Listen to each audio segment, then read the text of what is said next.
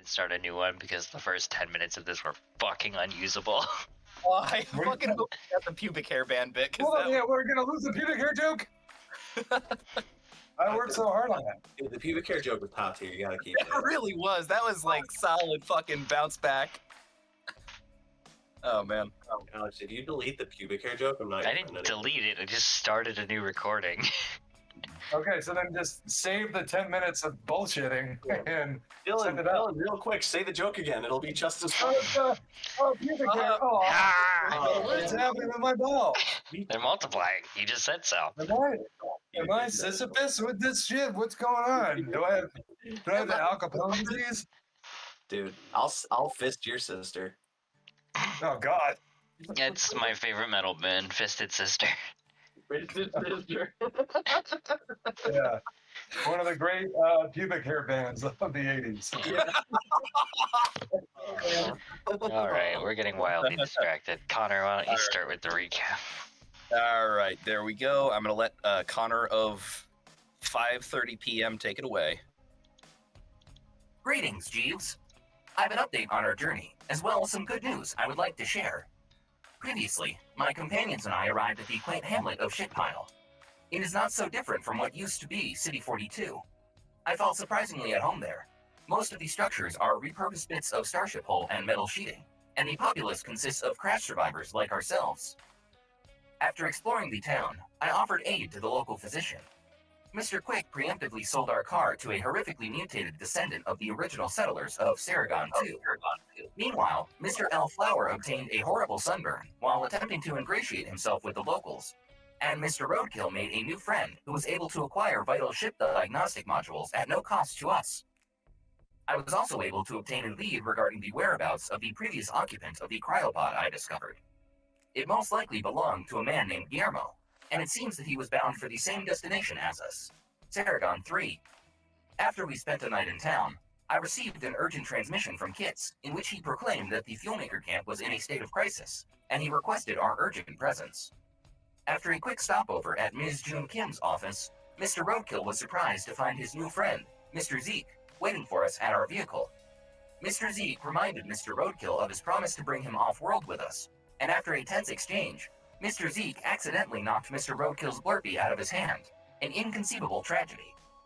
Mr. Roadkill nearly attempted to kill Mr. Zeke with his mind, but Mr. L. Flower defused the situation with, like a totally sick burnout, dude. We traversed the desert, and I occasionally received panicked transmissions from Mr. Kitz and Mr. Jeff repeatedly requesting aid. When we arrived at the crater several hours later, we found that the Fuelmakers seemed to have split into two factions, with those loyal to the insurgent bullets having pinned down Jeff's loyalists at the canyon wall. Mr. Kitz and Mr. Jeff were trapped in the spaceship Hulk and Ore Miner, respectively, during the ensuing gunfight. Ms. Sarah Lockhart provided cover fire from the crater rim, while the rest of us descended into the chaos. When the smoke cleared, we had emerged victorious, albeit not unscathed. Mr. L. Flower and Mr. Quake were both killed. All but one of the Fuelmakers, named Gorbulon or Borgulon, had been killed, including Rage, Jeff's second in command. Mr. Roadkill was grievously injured, but I thankfully had some pharmaceuticals on hand that allowed me to administer much-needed medical aid. Mr. Roadkill was able to bounce back to relative health shortly. Mr. L. Flower and Mr. Quick will require a bit more time to heal, but I am confident that they should both make a full recovery as well. We spent the next 2 days repairing the ore miner.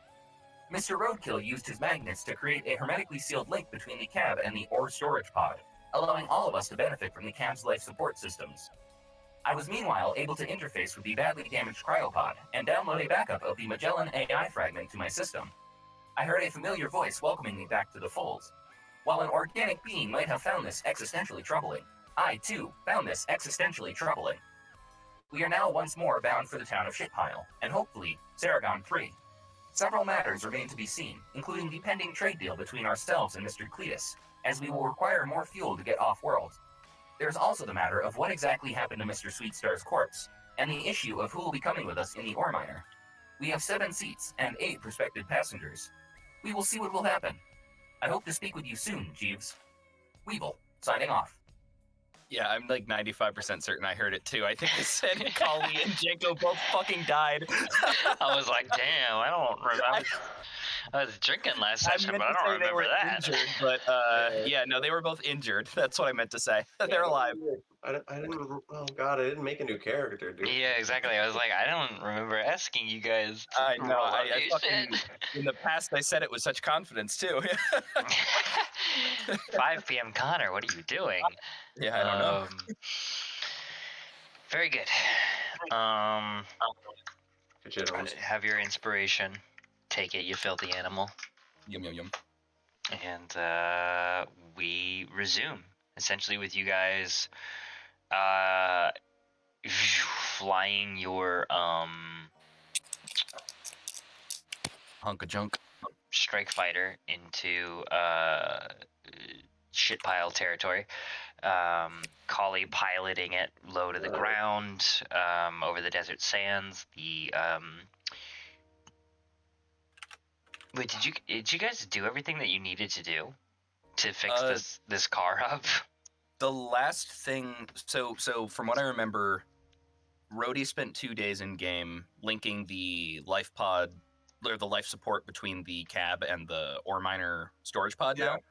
Now, Weevil and Janko managed to get the diagnostic computers installed and also refuel. So I think the last thing that we wanted to do was trade what's left of the car for the fuel that we had previously talked about with Cletus, and then also the autopilot just for an extra safety net. Right. Okay, cool. Yeah. So yeah, the only thing that we really need is the fuel, and then also just making sure that this thing will hold up in vacuum. So you guys are able to fly then over to ship pile in a matter of about 90 minutes. Collie straight shot for you. Everybody else in the car down below, listening to tunes. Weevil is just playing 5-second clips of Candy Sweet Star's music. Weevil has a wide array of hit clips built into his system. It's like these tunes, it's like a 15-second clip of the Year 3000 by the Jonas Brothers. Hey now, you're an all-star. And within 90 minutes, Collie, you're able to lay eyes on ship pile and I assume probably land outside of town. There's not really a lot of convenient places for you to land in town, as it's kind of small. The makeshift roads between the buildings are primarily used as pedestrian walkways rather than actual roads. But you're able to land just outside the walls. With a rocky kind of slanted rocky kind of slanted I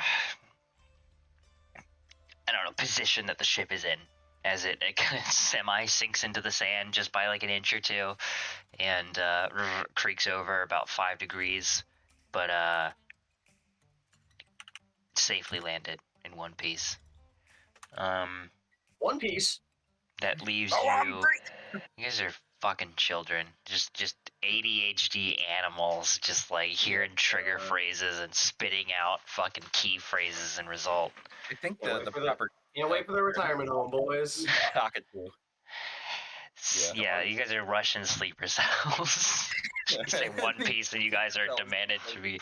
Yeah. Anyway, with your ship landed safely along the outside borders of shit pile, you guys are able to disembark. Hop out of the car, hop out of the cargo container as the front kind of wall folds out into a landing ramp, and Collie, a external ladder allows you to climb down and make a quick hop down to the ground level as well. So you guys are, I guess, free to do whatever you want. Where do you go? What do you do? Bro, like this baby flies like a dream.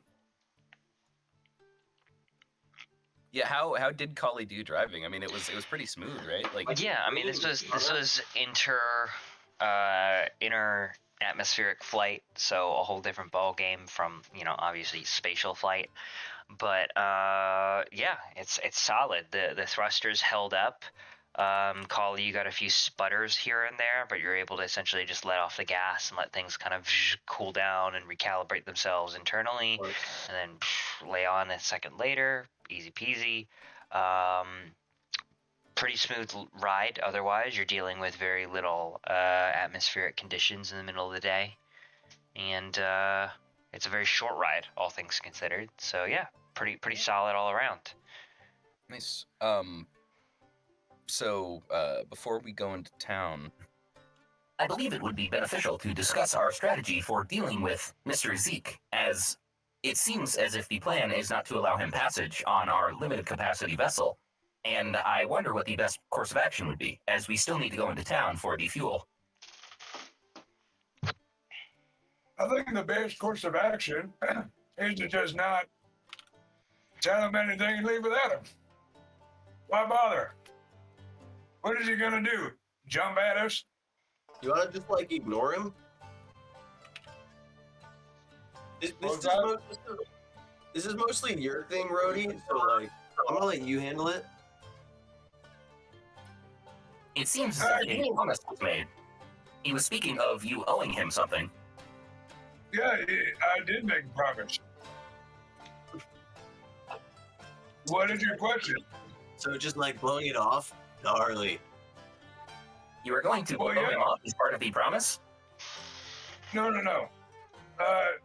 It could have been. No, my decision is that based upon his behavior, I'm not gonna hold up my end of the bargain and I'm gonna leave him on the planet. I question the wisdom of that, as I wonder if it may create more long-term problems. However, it is ultimately your decision to make, I suppose. Great. All right. Well, let's go. We're already Also, there is the issue of what we are doing with Mr. Jeff, as I feel it would not be wise to bring him into shitpile. Yeah, we're already like out of seats, dude. We can't really bring on any more passengers. Dude. 5 seconds of silence. Collie goes, dude. Where did we just land? Did we land in the city or just beside the city or what? Just outside it, I think. Okay. Like outside the wall. So we're not like we didn't like touch down in the plaza, but we're like people most likely saw a ship coming, I would assume. Yeah, you guys know that they keep watch for incoming like fuel makers. So yeah, obviously people saw you coming. If Zeke gets close to the ship and tries to like get in it and just camp out, wait for us to leave or whatever, send him on like a wild goose chase or something. Like, Yeah, I think I saw a goose like 100 miles back. I mean, I don't understand what the big deal is. Worst case scenario, he tries to come over here and what? I shoot him or something. Well, hey man, let's not like go that far. I don't Yes. really think we should kill him. We can just like kick him in the balls and run. Well, I believe I didn't that. say I was going to kill him. I just said I was going to shoot him. I could shoot him in the leg. I believe it may not be a wise decision to instigate a firefight in Shitpile, as they seem to be operating with a delicate social hierarchy, and if we come in here and disrupt that, I am worried that more violence may ensue, and most of us are in no condition to fight. You're a robot, so I don't really know that I need to take advice on wisdom from a robot. I have senses of self-preservation just as much as the next person, bub. Good for you, Tin Can. Hey, if you want to carry him inside of whatever crevice you got, then you do that. Or you can hold him in your arms like a little baby. I don't care. Listen, I don't guys, like it. He's not coming on the ship. listen, guys. If I wanted to watch a can of dog food and the dog food itself argue, I would go do that. Can we get on with it? I resent that statement. That was fucking good, dude.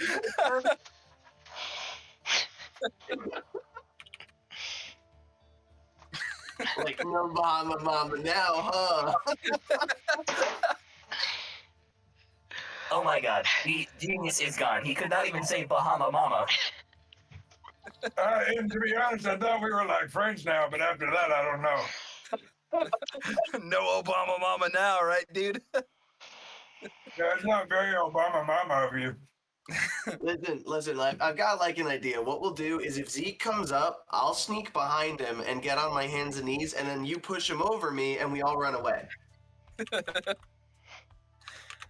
and then we yell like, "Got him!"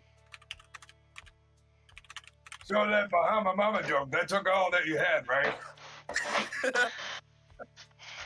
Myself. Thank something out. I believe that he has exhausted most of his mental capacity for the day, yes. Look, I don't know why we're making such a bellyache about this. I said I'm going to leave him. I made the promise, not you. If he gets mad, he'll be mad at me. You know, what's the big deal? Besides, we got to take, I don't know, one of these other fucking assholes whose name I forgot. I like totally agree, dude. We should just take the car to whoever we need to, get the fuel, and get the fuck out of here. But if I can propose, let's hit Blurpees just one more time. Anyone? I cannot ingest burpees, so I am indifferent. Well, come on. Wait. Weevil, I see a little hole right here. It looks like it says put gas in. Can we just like pour Blurpees in there? That would probably cause me to die. Okay.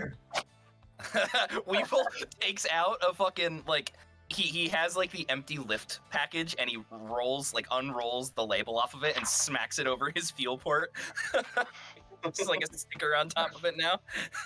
You All right, well, I'll have it. electric. I'm electric, but I imagine there's like a jack-in port. Yeah. Weevil is actually steam powered. That'd be Blurpee powered. Piss powered. Okay, what do you guys do? We gotta get the fuel. Yeah, and I think we tell Jeff he fucking stays here. Like, he hides somewhere. Like, that is the thing we need to consider. Jeff, if he is coming with us, I think you guys are short as seat. Or did you ride in the trunk? Was that it, Weevil? So I know we had 8 seats altogether, and I think it was. I don't know, because you keep increasing the number of seats because it's 5 yeah, seats in the car and 1 seat in the cockpit. Yes, Weevil rode in the car trunk. I remember that. Okay, cool. compressed So you have, himself into, so you have the size of a six giant seats and 8 people. Because I was like, those numbers didn't sound right initially. But cool. So yeah, Jeff is there, and he's like, he has his helmet in his lap in the back seat of the car, kind of scrunched up in that middle seat. And he's like, yeah, sure. I'll wait here. I probably don't want to leave the ship anyway. I like my seat here. It's reserved. It's got my name on it. I'm starting to make a depression in it, and yeah, sounds good to me. So, okay, man, do you want a Blurpee for the road? I don't know what that is. I- Anyway, we got a treat for you. Just kidding. I'll take his too. I'm gonna turn to Collie and say, maybe a little bit too loud, but attempting to whisper. Make sure that you take the keys as well. I do not want to come back and find that Mr. Jeff has absconded with our only way off-world. Collie will take note of that and take the keys from the ignition, which he did leave. That's why I know where I know where they are when I get back. Yeah. So just to confirm, we have 6 seats in the cargo hold and 1 in the cockpit altogether once we get the car out of here. If someone's riding in the trunk, yeah. Well, no, once we get, like, we're taking the car out of the cargo hold and we're trying. Yeah. So we'll have just 6 spaces in. Cool. Yeah. So just wanted to make sure we don't have to leave 2 people behind. We only That's have to where leave that number 1 came from. if Right. Zeke is going to be the one who we leave. Cool. So yeah, we'll tell Jeff stay in the car or stay in the ship somewhere out of sight, and we'll probably want to push the car out of the cargo hold before we go into town, so that they don't have to come poking around for it. I'm imagining Jeff is still wearing all of his fuel maker attire, right? Yeah, except for the helmet, he's just like fondling Yeah, can I it. like give him my Hawaiian shirt that I stashed in the car when I put on the armor? Sure. Just for flavor's sake, because I don't want anyone to come up to the car. I'm just gonna give it to him and be like, yeah, man, like... It's still in the cargo container. Like, it's not visible, the car.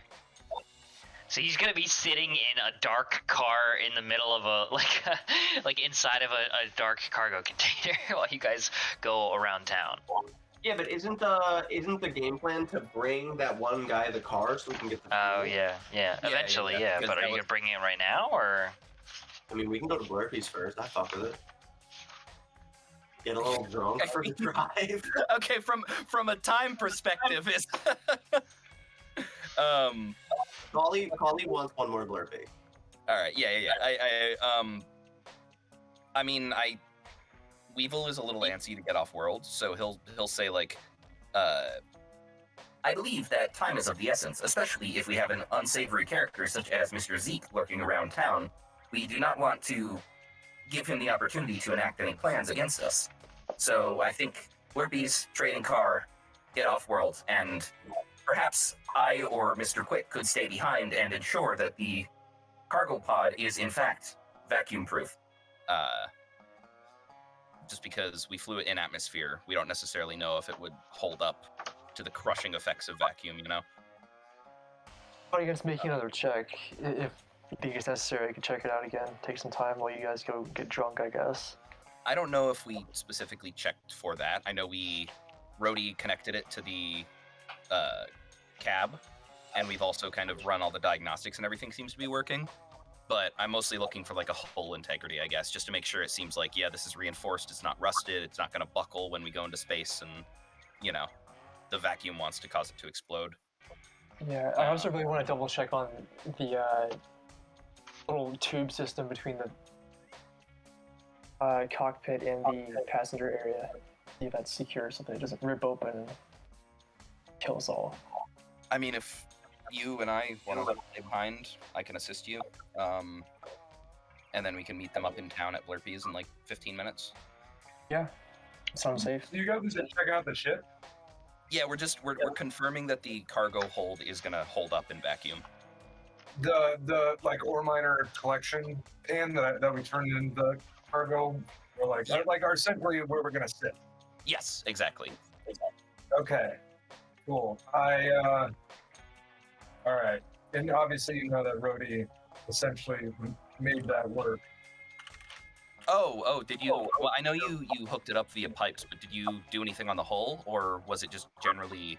No, I just made it so that it was like we're able to essentially run oxygen through and connect to that hull, and just make sure that it would essentially that part would work.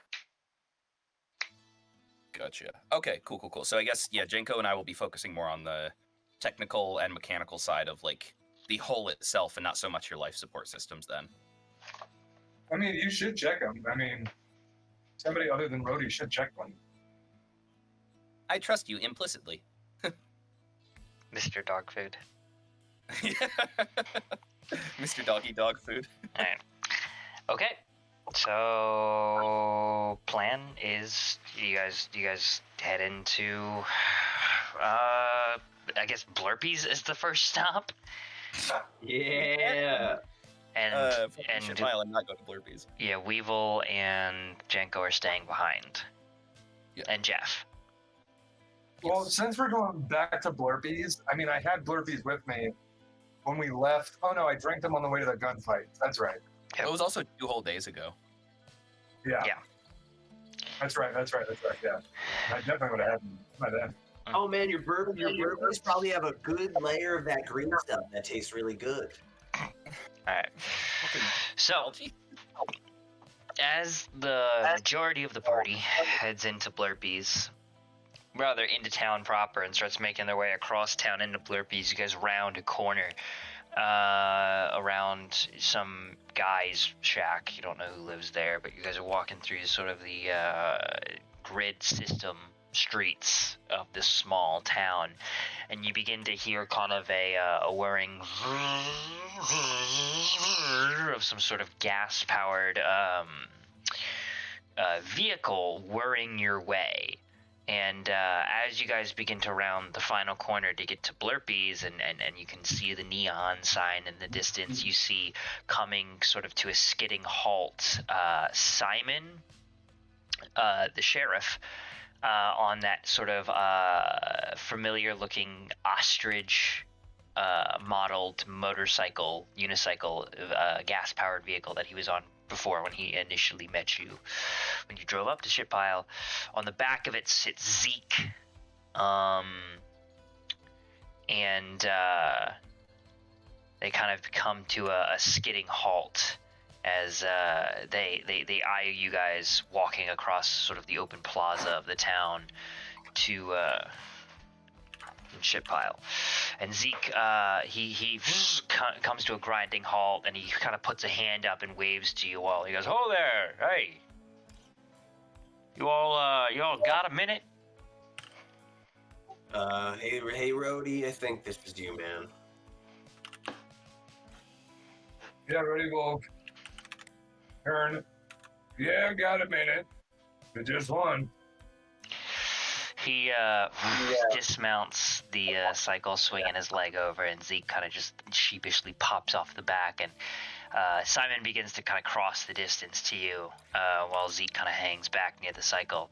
And as he does, he kind of calls out to you, and a loud voice getting quieter as he gets closer. So I got some troubling news regarding a theft that happened in town not too long ago. Okay. Cletus's garage was robbed of some sort of mechanical, electronical components, apparently. Something pretty rare, something you can't really find too easily here on this rock. And he's missing it a little dearly, a little disappointed. And short story long, I've received word from a number of sources, Cletus himself, saying that he kind of looks at your group. One of y'all, the little furry guy, was asking about just that very part the day previous. And sure enough, it went missing in the night.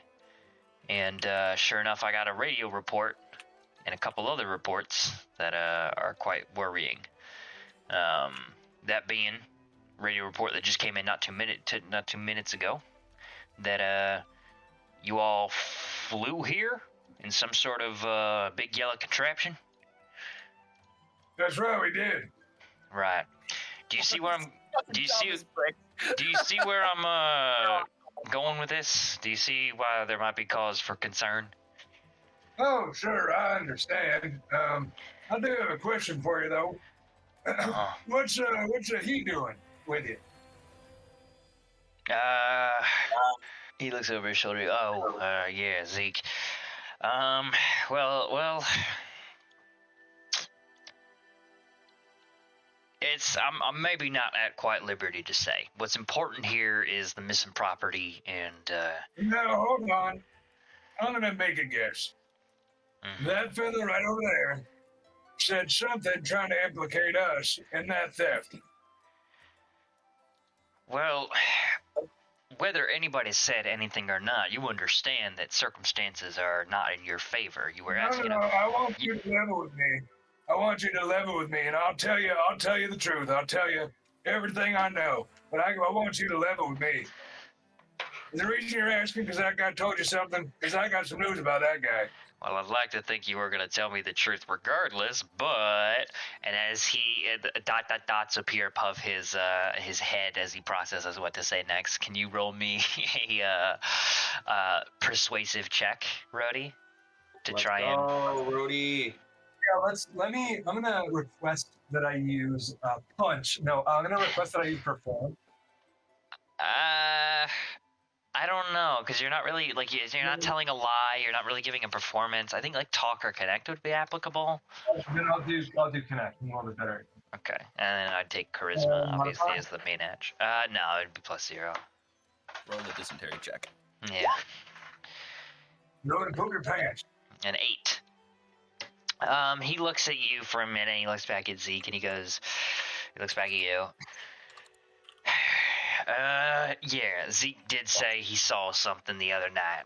He saw some suspicious movements of a small furry creature that matched the description of your friend.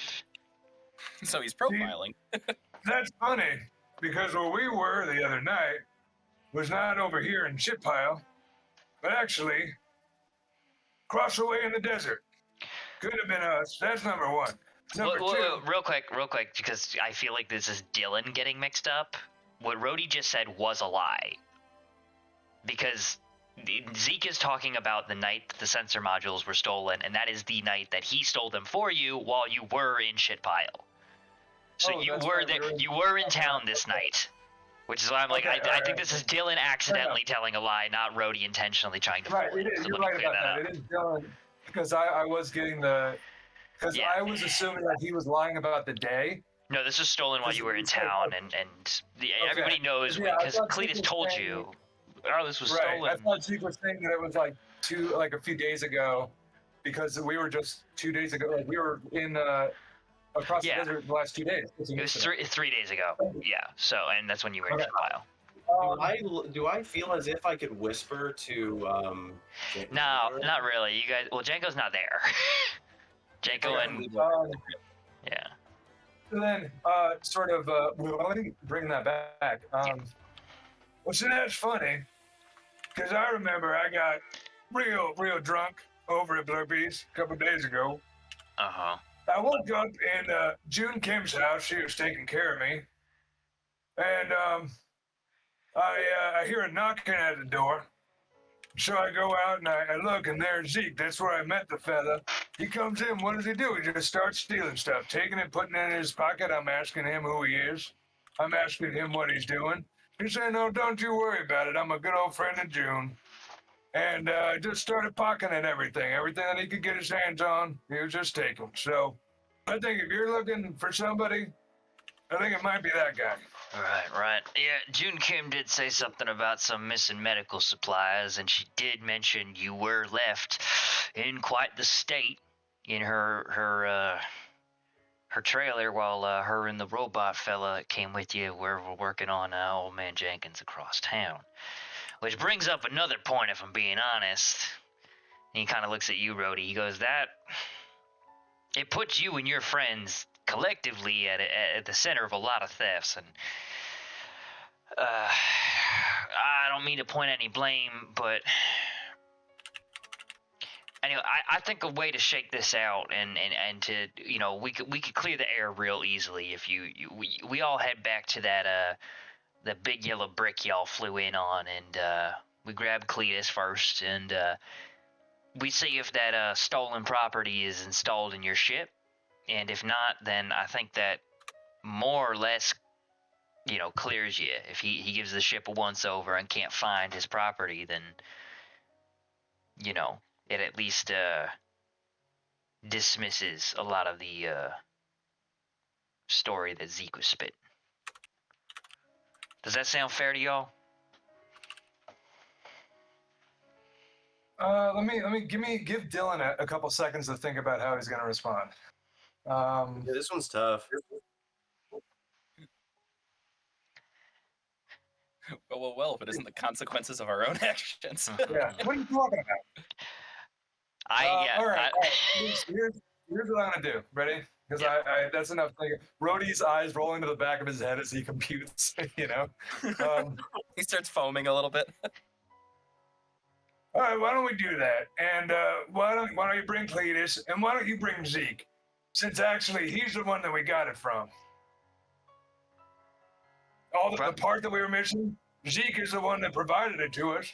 So if it is Cletus's, I think we know where Zeke got it. Simon looks at you, and he looks back at Zeke, and he looks back at you for a moment, and he cocks a single eyebrow, and he's like,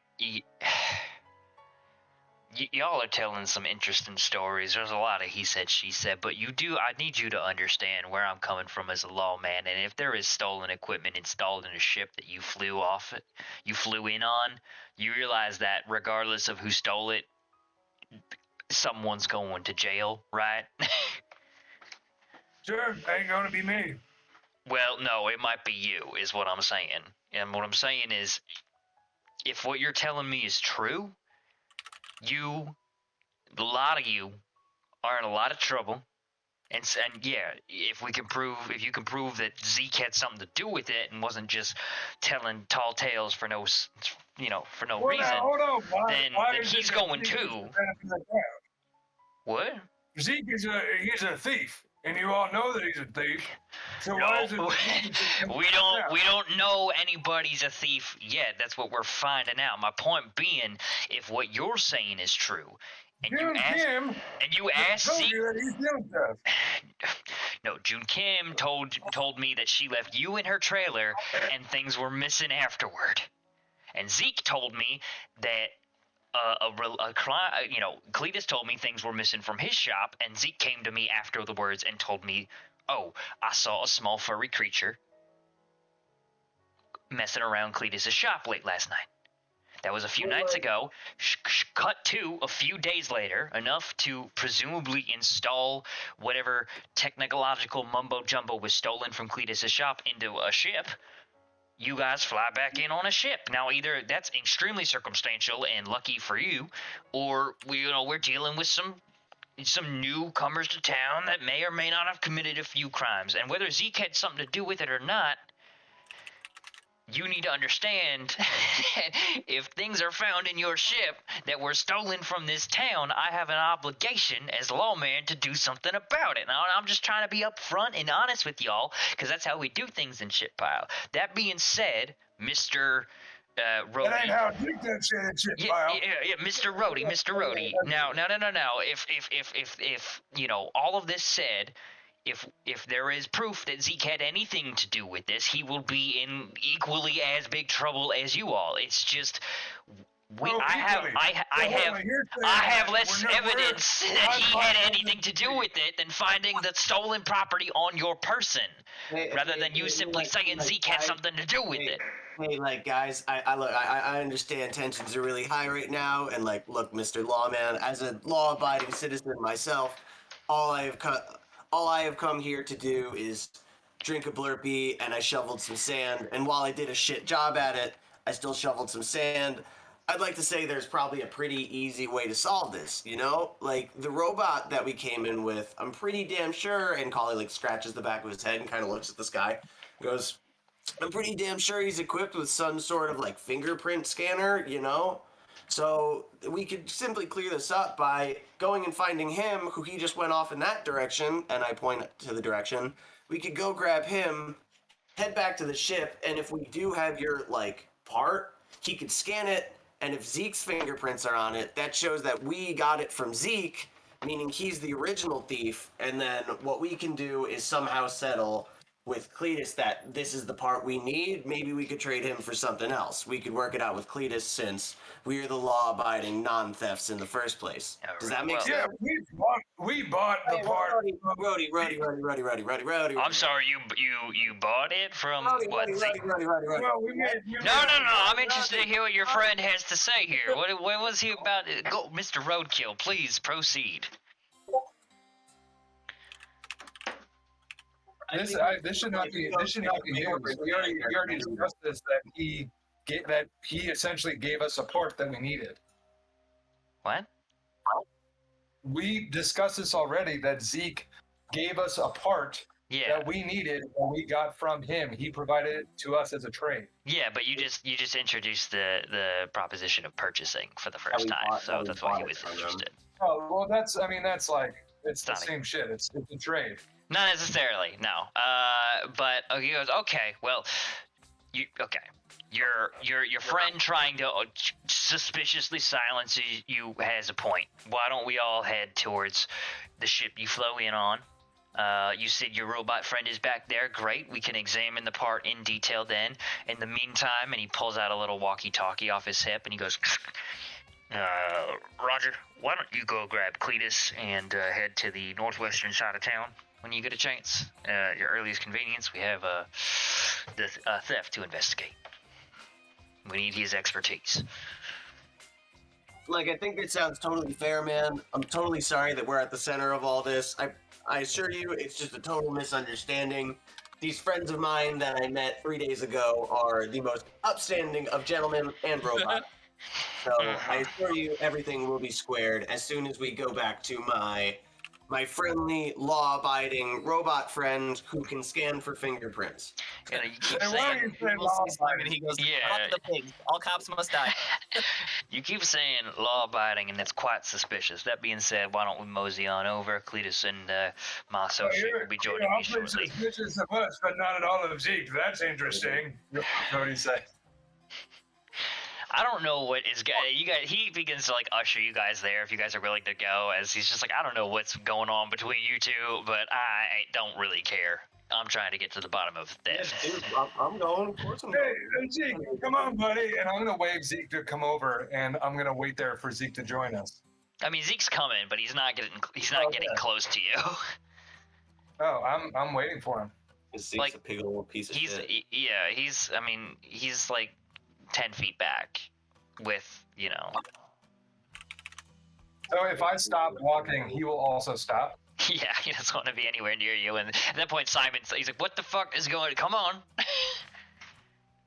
both of you, stop! Come on, stop dragging your feet." And Zeke looks at you and he motions. I'll round it at the back. You go on, Zeke. Zeke shakes his head. And he's like, "Nah, I'm good. You can go ahead of me. You know,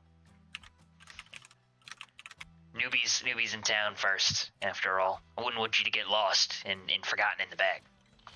This is so fucking like. Simon's like, "I don't have fucking time for this. Both of you, come on."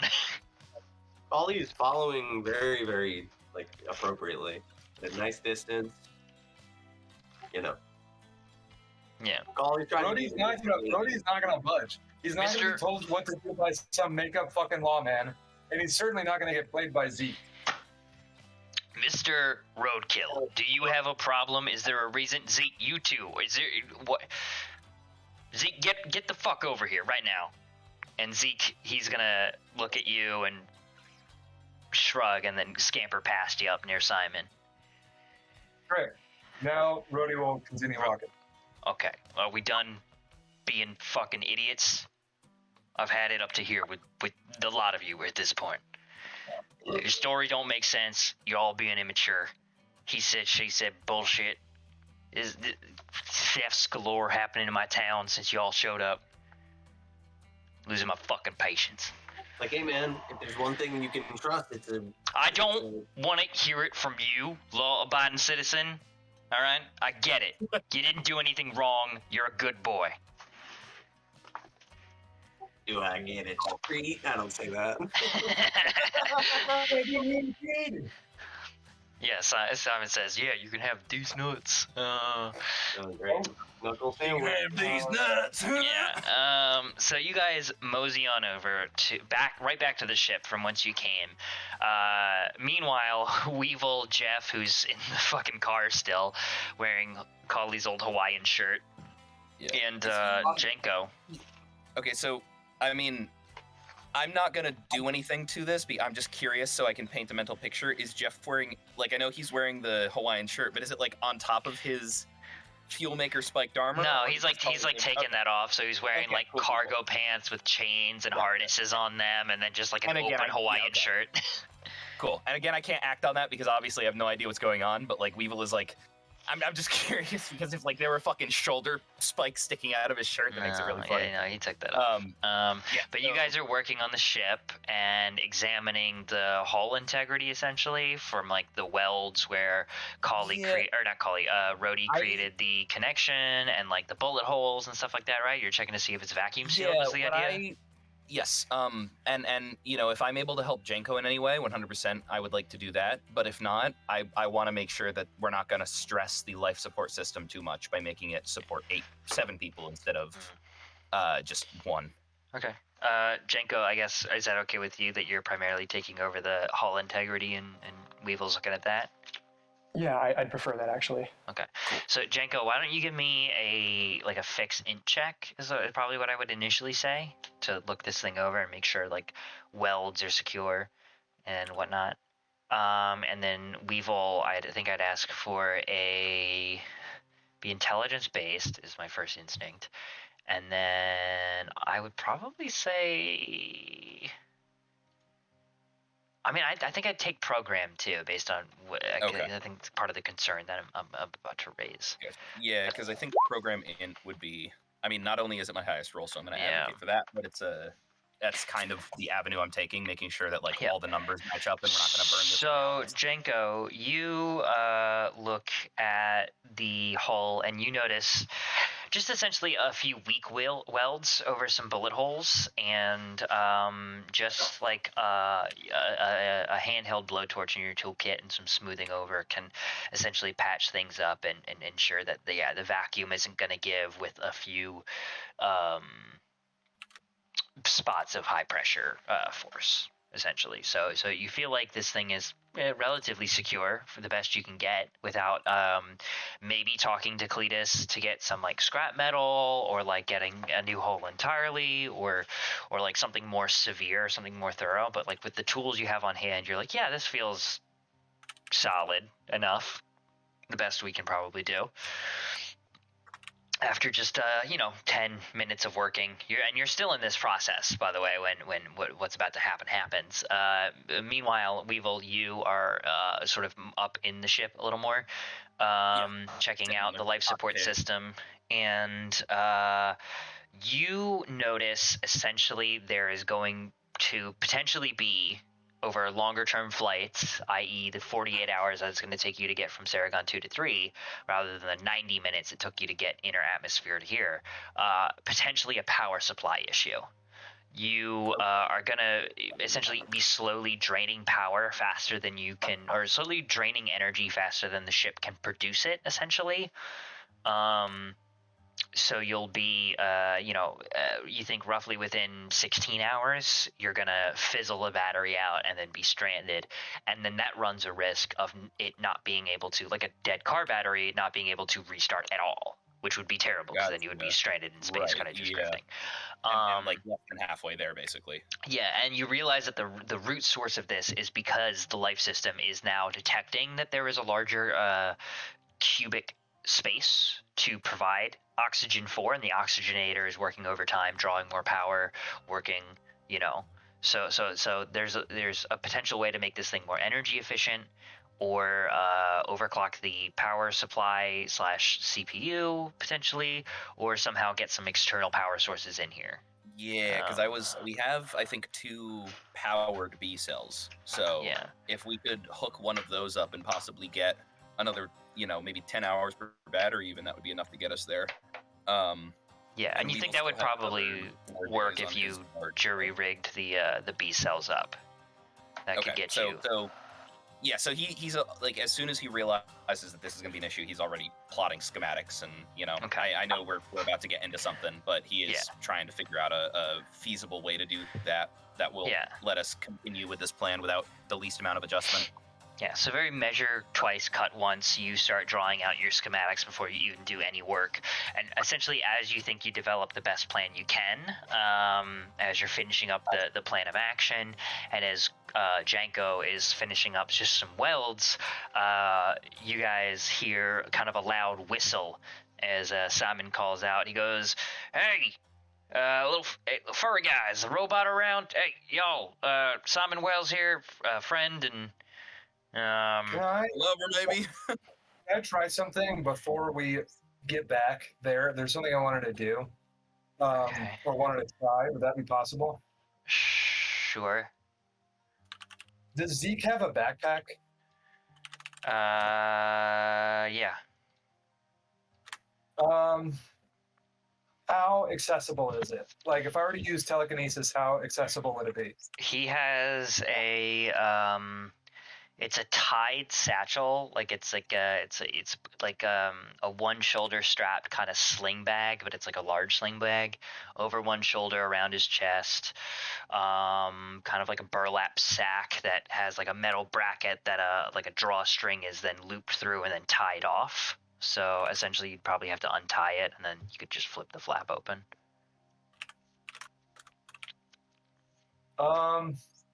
Okay, I'm gonna try and do that and see what happens. Okay, I guess roll me a commit an effort for the scene, and roll me a, I think, sneak dex check. Okay.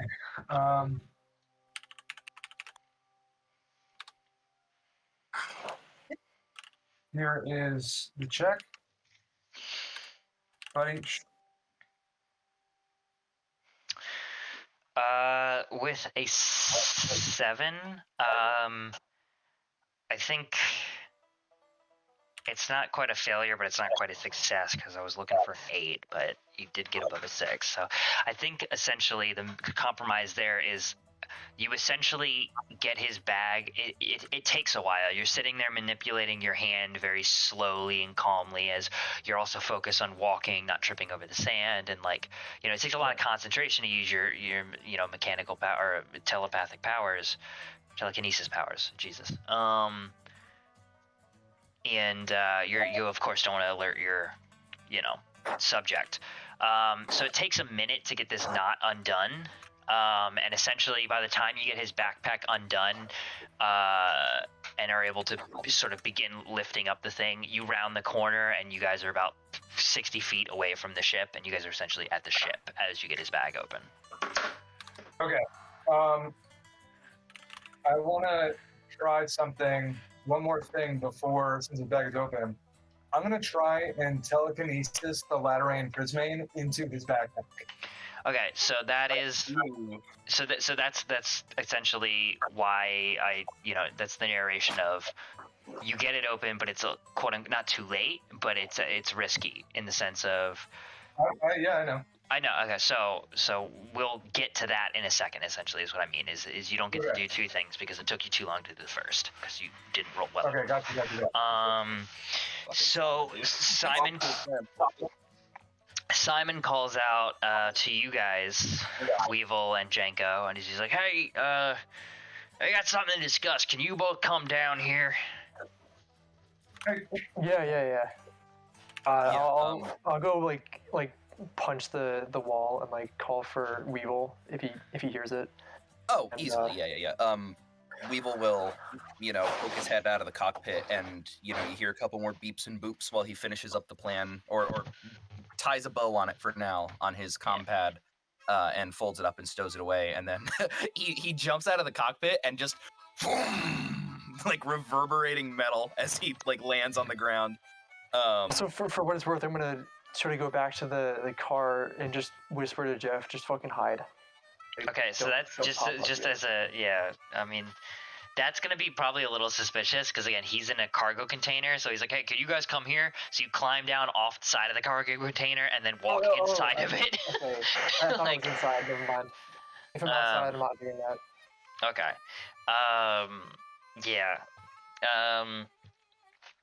You do lock eyes with Jeff very briefly as you climb down and cross in front of it, and Jeff like sees you and he ducks down in the backseat of the car.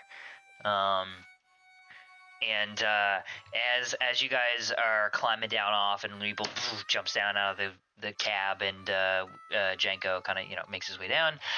He's like, "Yeah, I got your friends here," and Simon turns around, and this is where I'm gonna have Rhodey roll another check as he's just finishing up dragging the pills into Simon's bag, or into Zeke's bag, and this is to see if Simon notices now.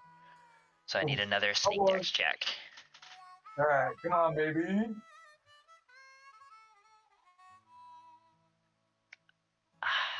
Another 7. Oh, I'm gonna use my inspiration. I've won. I'm gonna make it an 8. Oh. Okay.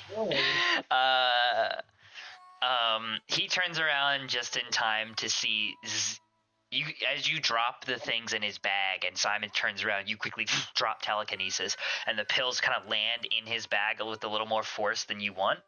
And Zeke turns around and like looks over his shoulder at his back, like what the fuck? And he locks eyes with you for a moment, Rhodey. Almost like he's on to you, but he doesn't seem to know what just happened at the same time. He felt something and he suspects it's you, but he doesn't even know what he felt.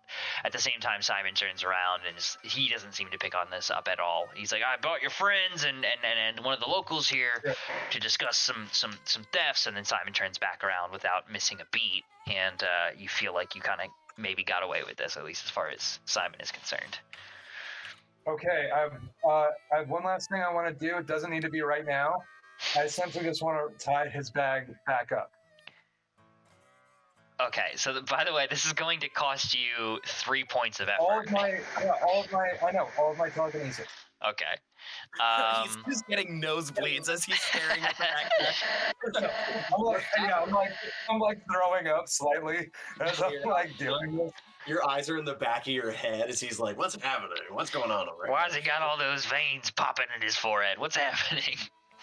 He does this sometimes, man. I think it's trauma. Yeah, so you're starting that process and trying to do it sneakily again. Right. As Simon looks at your two new friends, the two new group members, and begins to explain the situation. He goes, "Now, I'm not sure if you're aware, but Cletus recently had something stolen from his garage. Starship part, strike fighter, I'm told, some sort of mechanical steering gizmo. I'm really not too sure the specifics myself. I'm no engineer. And then also, not too recently, Miss June Kim had some medication stolen from her laboratoire, as she calls it. And That's ominous. and I don't want to cast dispersions simply because you're new in town, but there have been some rumblings, some discussions, and some sightings of a few of you. And you, Janko, you see a little side eye cast your way. May or may not have been spotted near the crime scenes, and also some circumstantial, questions are to be raised about, well, a spaceship part went missing, and the new people in town just flew in on a spaceship. So essentially what I'm here to do is, and at this point, you guys begin to hear a small chattering from around the corner back in town, like from the inside of the walls, because you guys are just all outside of the walls, just barely so at this point. As you hear a familiar voice of Cletus Jones, I don't really reckon know what you're doing. I told you it was dark. I didn't really see anybody there, and smells just like it. It's crazy. him and another of what looks to be like sort of Simon's law enforcement officers, a deputy, wander around the corner. It is at this point, Rhodey, that I'm going to have to make you roll a final sneak dex check. Oh. Damn. That sucks. Okay. You keep trying to be sneaky. I don't know what to tell you. No, it's totally fair. I was just hoping it would ride. 9. Okay, great. Yes! And they round the corner, and he calls out, brought Cletus. And Simon's like, oh, great. He turns back to Weevil and Janko. He goes, this is the man we were waiting for. With your permission, and honestly a little bit without it, we'd like to take a look inside your ship to see if the missing pieces are either lying about, possibly installed within. Cletus is going to use his engineering expertise to see if he recognizes his own property, and if he does, unfortunately, we're going to have a problem. May I ask you a couple questions before you begin the search? He looks back at Rhodey and Collie, and then he looks back at you. He goes, I suppose. Are you or have you ever been affiliated with the following corporations? Novacor, Mikros. And he goes to list like 4 different major corporations, including like Aurora and just a bunch of them. And then when he stops, he looks at Simon, waiting for an answer. Yeah, after about 10 corporations, he cuts you off, and he goes, oh, I fail to see why this is relevant. I only ask because corporations are not known for being the most equitable with regard to their searches. If this is an independent contractor search, then by all means, I am willing to cooperate. I'm not trying to obstruct justice. I was trying to tell him, Weevil, about your fingerprint scanning equipment to see if we could find Zeke's fingerprints on the thing to see if that's where we got this from. Remember? Yeah, hey, Weevil, why don't you tell them all where we got our stuff? You just asked a robot to do that, my dude. Yep. Yeah, Weevil. Yeah, but you don't have to lie. Yeah, actually, you're right. Sorry, and let's not meta here because I realize I invited that. Oh, yes, very well. Knowing that you are not affiliated with the Novacor or otherwise branding is a load off my shoulders. Please, I welcome you to investigate, but also, my companions asked me to identify where we received this equipment, and it was from Mr. Zeke, right there. And he just kind of points a very outstretched arm at Zeke. No deception in him, just like, he was asked a question and he answered. And we will kind of lead them back to the cockpit if they want to take a look at the Yeah. modules or maybe the engine compartment, whatever. Yeah, Away from the cargo hold, but Simon calls out. He's like, Cletus, you know your way around this fucking thing, probably. Why don't you just go have a look?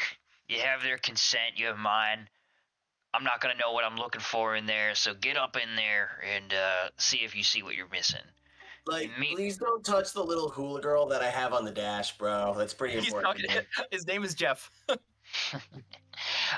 In the meantime, and Simon begins to cross away from Rhodey and Collie and Zeke and towards Weevil a little bit. He goes, first off, Robot, I don't appreciate you questioning my authority, even if I was associated with one of those corporations.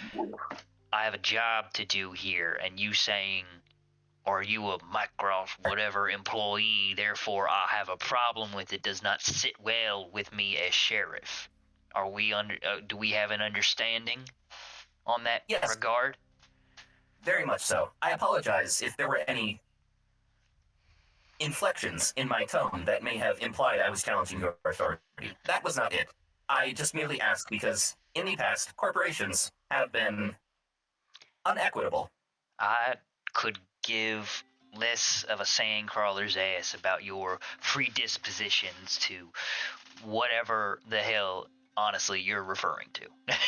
What matters here is the law, and I am the law.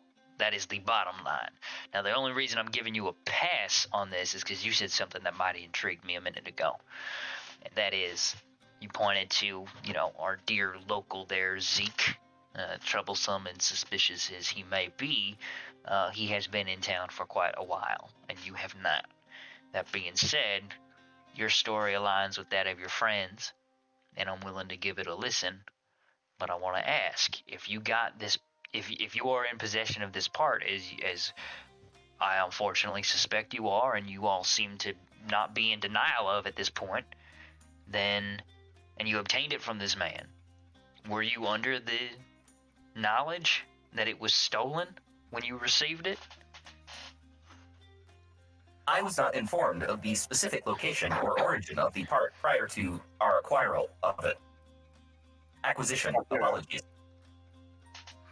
Mm-hmm. And did you give anything? Don't tell the robot anything. And did you give anything in return for this part, or was it simply gifted to you by the man that you claimed it was given to you by? I did not give anything in return. Did any of your friends give anything in return? Because your friend back there, he said something, and I want to see if your story matches up.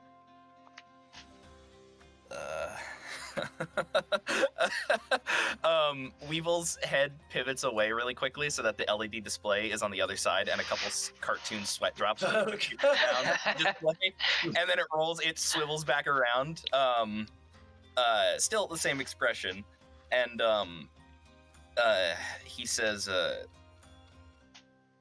when I was in Shitpile, I was attempting to offer aid to Ms. June Kim in an attempt to provide some sort of service to not only make our presence more justifiable to the citizens of a community that depends on barter and trade for survival, but also to possibly aid in our quest to repair this ship and get off-world.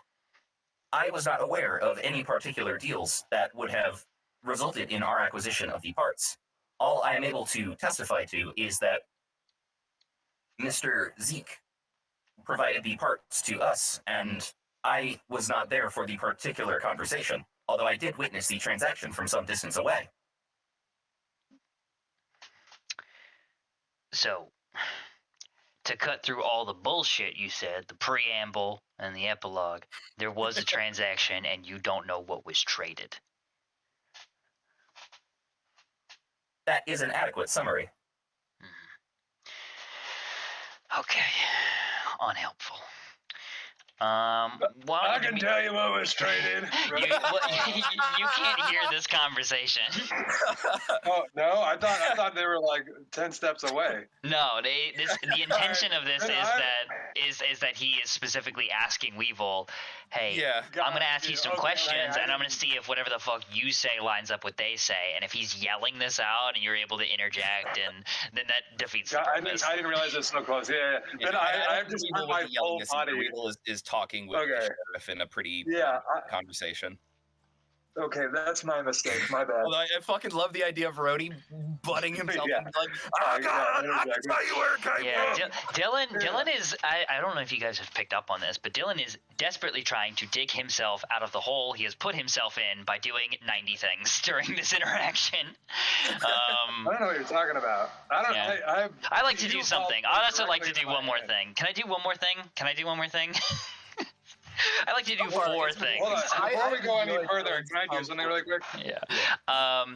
Simon looks at you, Weevil, and he's like, "Why don't you go over there and stand with the rest of your friends? I want to talk to your short friend over here, your furry pal, and Yeah, yeah. Weevil gives him a thumbs up, and the exact sound of a microwave ding plays, and he walks away.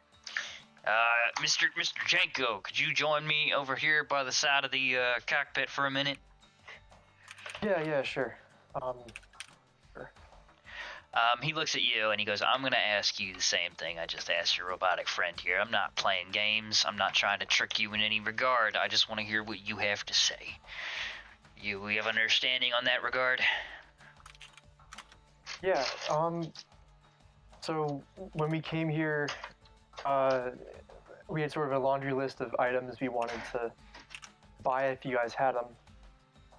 Yeah, I'll list off the items, including the one Zeke got, and I'll mention, anyway, that was the only item we weren't sure we could, afford just yet, and we did a meeting Zeke, and okay, me as Michael, as the player, I forget how Zeke actually, like, he knew what we needed, and then he determined to give it to us. It just became super useful all of a sudden. Anyway, Janko's like, well, just out of the blue, Zeke, after hearing, what we're up to, decided to just offer it to us. And we accepted it. It seemed like we weren't going to look a gift horse in the mouth. And hence our ship flies. So All we're right. thankful to you for that. So without having me ask you any questions, you offered up a lot of information, and I appreciate that. That being said, what you're telling me in summation is you went to talk to Cletus, as I am aware you did, and you asked for a number of things. And to my understanding, you did purchase some Starship fuel from him. And one of the things you wanted and inquired about, and one of the reasons we're here today is because you asked about this, is some sort of sensor doohickey or whatever. The same thing went missing not 12 hours after you had asked about it. And what you're telling me is this strange fella Zeke came to you, offered his services for seemingly no reason, told you he could get the one thing you couldn't afford, showed up with it the next day, and gave it to you for free, and you didn't ask any questions. So you took it, and then you left town with it, and now your ship flies because of it. Are we on the same page regarding all that? Did I get anything wrong? Well, Zeke. Yeah. No, Yeah, but that sounds sounds about right. right. And that's what I thought you said. All right. Now let me ask you. And he squats down to get onto your level at this point. He goes, It's just demeaning. "That doesn't." Yeah, exactly. Yeah, he's upset. You guys have tried his patience a lot, and he's just heard something, albeit he doesn't like. It's kind of strange, and he squats down to you, and he looks at you, and he goes, "So you're telling me, again, oh, I can't afford this. I told my friend I really wanted it. He came back to me the next day and said, here it is for free. Strange new friend that I just met. No strings attached. You guys didn't have to give anything in return? And you didn't, and also, if you didn't, you really didn't think to question where this thing came from or why he would be doing this or none of that. You just, as you did not to put words in your mouth, but the words you said were, didn't want to look a gift horse in the mouth, so you just turned a blind eye, took it, and skipped town, huh? It wasn't just a gift. Zeke requested that we take him with us, and I said, sure, like, if you can make this thing work, if you can help, then we'll appreciate the help, and we'll return the favor, and, Right. But no questions about where Zeke might have gotten it himself. And at this point, Cletus cuts, hey, Simon, I think I found what I'm looking for up here. Actually, I forgot that Simon, or Cletus has found what I'm looking for up here. And it's installed in the ship pretty damn good. Somebody did a fine job putting that baby in, but it is my baby, and it's in this ship. Yeah, I'd like it back, please. Can I take it out? And Simon looks back. Just hold on a minute, Simon. Don't hold on a minute, Cletus. Don't touch anything yet. And he looks down at Eugenko, or he looks over at Eugenko as he begins to stand up, and he's like, why don't we go join your friends over there? all right. And the two waltz Fucking over. narc. Yeah. So you guys, you got Cletus up in the ship, Jeff hidden in the car, and the rest of the group kind of in a big bunch. Simon and his deputy Zeke and the rest of your party, kind of standing in an amorphous blob. As Simon says, "Now we got a problem here. I was hoping it wouldn't be as clear cut as this, but it's looking like it is. From my understanding, and you all can correct me if something here is wrong, but you all came to town looking for starship parts. Cletus had some of what you need, but your pockets didn't run deep enough. So you asked Zeke to steal something for you, to which he did, and in response, you promised him a seat on the ship, and you all were going to skip town together. No. Now, the evidence that I have is... Wrong. The evidence That's that I have incorrect. here is that Cletus has found his part installed in your ship. He says that it was done well, and it was done recent. So I'm assuming one of you's a mechanic and did this. I see this thing has a cargo container fitting a car inside of it. Enough room to probably get you all off planet, Zeke included. Now, I get a lot of he said, she said, and finger point, especially between these two crusty pieces of shit. And he looks at Rhodey and Zeke.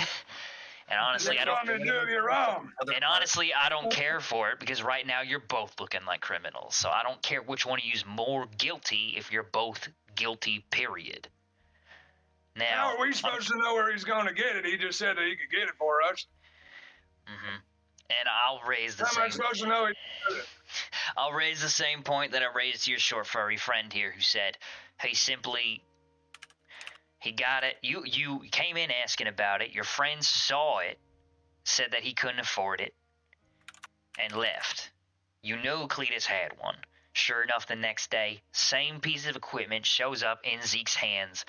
Same piece of equipment you know Cletus owns. And you didn't think to ask where it came from. You didn't think to ask where Zeke got it from. I don't know. Maybe he made a trade. Maybe he sold something to get. How are we supposed to know? That's not our obligation. That's on Zeke. At this We point, bought something. Zeke pipes up and he goes, hey, this is all presuming that I stole anything, which I didn't, all right? I didn't have anything to do with this. Sure, Zeke. It's in their ship. They took it very clearly. I don't know why they're putting the blame on me. Because you're the one that must have done it. I don't know. What do you... You came into June Kim's and started stealing stuff, and I saw that too. I did no such thing, and what proof is it that I had anything to do with you fucking installing this piece of Starship equipment in your hunk of junk there?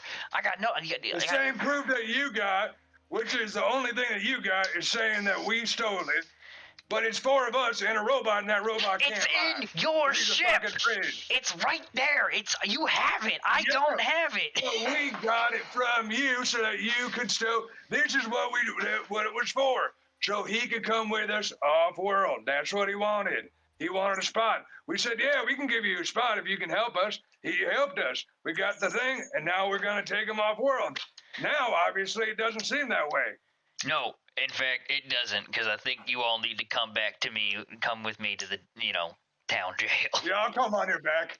I'll come on your back. You, yeah. you all Let need to know, come with buddy. me to the town jail. All right, we need to have a word. Brody, diddle his balls, defuse the situation. This needs further investigation outside of a casual conversation outside of town. So unfortunately, I think I'm going to have to take everybody here, except you, Roy. And he gives a wink to Roy, his deputy. I'm going to have to take everybody here into custody while Hey, we you two investigate fucking? further. You two fucking.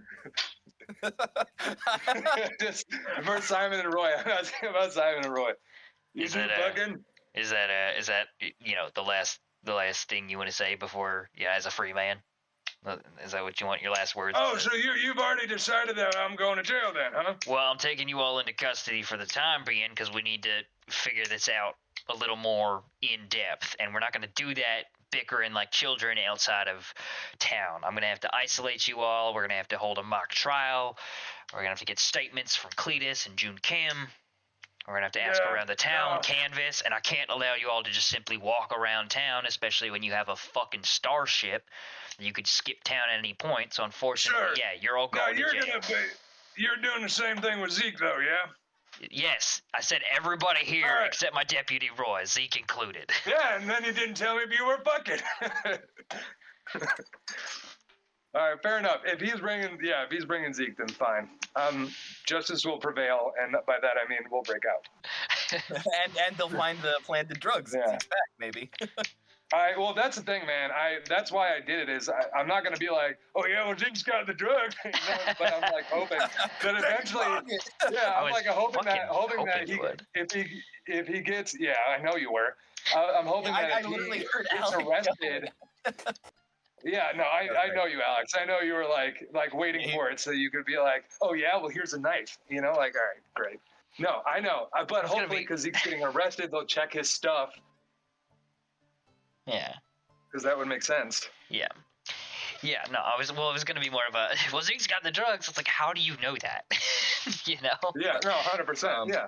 Oh no, I know. Yeah, of course. You, and don't get me wrong. I love this. You love like, oh yeah, well, got you, bitch. Like Yeah. I don't know. It's like you love that. I think it's great. I love it. Because this man's supposed to be good at his job, and I'm trying to make him Yeah, actually yeah, good yeah, at his yeah. job instead of letting you simply dupe over him. 100%. So he's Yeah, gonna look Yep. at all of you and kind of point with his hand as he's like, Yeah. why don't you all get moseying towards the jail cell? Roy and I are gonna follow up the back to make sure nobody gets lost on the way. Yeah. But you follow Roy's back a lot. I will not be resisting arrest. However, I would like to request that until the results of the investigation are concluded, the ore miner be left intact. Because if they are stolen goods, as seems to be the suspicion, I would like the opportunity for us to be able to settle this amicably. Yeah, that sounds about the right of it. We're probably Cletus, don't touch fucking anything in there. And Cletus, oh well, damn it, begins to hop out. Like, You're- before this becomes a big issue, could we just, like, give you something for it? Yeah, could we buy it? Well, theft and then purchase after theft isn't really, how we do things in Shitpile or in, Sure, you know. we don't do things a lot of ways in Shitpile, like have actual alcohol, but hey man, if there's anything we could give you for it, we can just like settle this now and go talk this over with our... Hey, we already made a trade. He pinches his brow and he's like, Right when we were at the point of civility. "Do you not?" Okay, and he unholsters a gun. He's not pointing at anybody, but he's just getting frustrated and he's anticipating just more resist than expected for this. As he's like, "Do you all not understand what the problem is here? It's not that you couldn't afford something. The problem is not that you're poor." Because we're all poor in Shitpile. The problem is something that you took, something that weren't yours. And I don't care if you have the means to purchase it now. And I don't care if Cletus says he really ain't that upset about it. He didn't give it to you. He didn't give you permission to take it, but you took it anyway, potentially, allegedly. We're not... That's what we're trying to aim to find out. The point is not, oh, well, we have a starship now. Can we just simply give it back? Or can we... No. Because you stole something that didn't belong to you, and there are consequences because we live in a society here in Shitpile. There are rules. You can't kill somebody and say sorry. You can't take things that weren't yours and then just give it back because you're done using it. That's not how it works. Now go to fucking jail. For the record, Sheriff Simon, I think you are good at your job. And Weevil begins to join the line with the others. Okay. For the record, Polly starts walking and under his breath goes, "For the record, dude, this town blows ass." They don't even have a Ron Johns. No Bahama Mamas. And Dude, yeah. you can't go to Margaritaville. Is it even a town? Margaritaville is the town. Yeah. Dude, take me away. You guys are gonna be essentially, unless anybody wants to do anything on the way or anybody wants to make a break for it. Yeah. Yeah, I got something. Yeah, you guys, essentially what's going to happen is you guys are going to be escorted with Roy and Simon following up the rear, keeping an eye on all you guys towards the town jail. Take a left up here, take a right up here, blah, blah, blah. Head in through this door, everybody. And you guys are then going to be escorted into a number of cells, about 3 per. Yeah, I mean, fuck, we'll do it. They're not taking our belongings, Wait, though, right? Like, no, we're not in yet. jail before trial? I don't really think that's fair. Well, I can't put you up in 5-star accommodation, sorry, because this town blows. We don't have anywhere else to put you. You're Wait, in how long is it gonna take? We're not just gonna like gather in the jail hall and then like talk it out. Why are we already under arrest? Yeah, why don't we do this at Blurpees? It's called I thought it was innocent until proven, Mr. Lawman. it's called hey moron, it's called custody. You get put in handcuffs and in the back of a car, and then you're taken to a holding cell while they figure out what to do with you before your trial. It's standard process on the most civilized of worlds, and we're doing it here too. I'm sorry that this is your first arrest. Maybe you should commit more crimes. Knowing Mr. Elflower, I would believe that he would know a thing or two about custody. I would think so too, based on his level of sass and the way he looks, but apparently not. This is how things are done, not only here, but all over the galaxies. So, won't you fucking shut your mouth and get in the jail cell? There's a man riding a flamingo. It's an ostrich! He starts shooting the ceiling. It's an ostrich, damn it! He killed Collie right there for that. That's the last straw. Oh, God. We suck. I mean, Collie's kind of having a pissed good off. 'Cause time. We didn't really have anything. Yeah, to no, do. this is awesome. I love this dynamic. It's so funny. Yeah, Collie's frustrated. I didn't have anything to do with this shit. I just drove the stolen part. Yeah. I was just an accessory, dude. Hard cut to Simon and Collie in an interrogation room as Simon slides him a cold Blurpee, and he's like, I know you didn't have anything to do with this. Why don't you just tell me which of your friends stole it, and you'll be free to go. You know? I don't know, man. Blurp. I actually don't know, but I do know Zeke's a slimy piece of like shit. Yeah, so he's gonna Well, put. you did see Zeke give Rhodey the thing, so you know that like we didn't steal it. You know that Zeke took it. I think as far as Collie's aware, the only thing Collie knows is that Rhodey owes Zeke one, and that's the suspicious part that Yeah. that like I'll mention, I guess. So essentially, yeah. So he's gonna put Rhodey, Kali, and Jenko in one cell, and Sarah, Weevil, and Zeke in another cell, and he's gonna put Kits in the cell with Sparky Oh no! because they only fit 3 people. Well, maybe we'll by the end of this we won't have to worry about leaving one person behind. Wait, so I'm sorry. Can you repeat the second cell?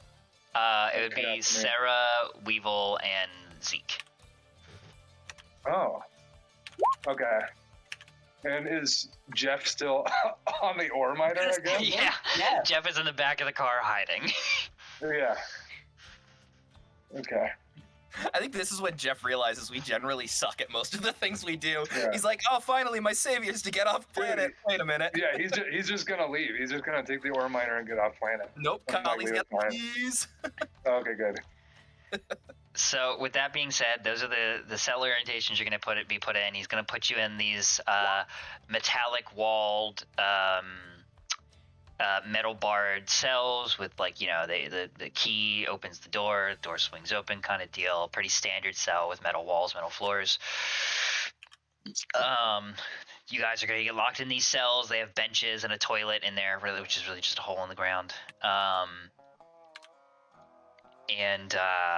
Oh man, these blurpees are really hitting me funny. I'm sorry, guys. Just a Yeah. on the corner.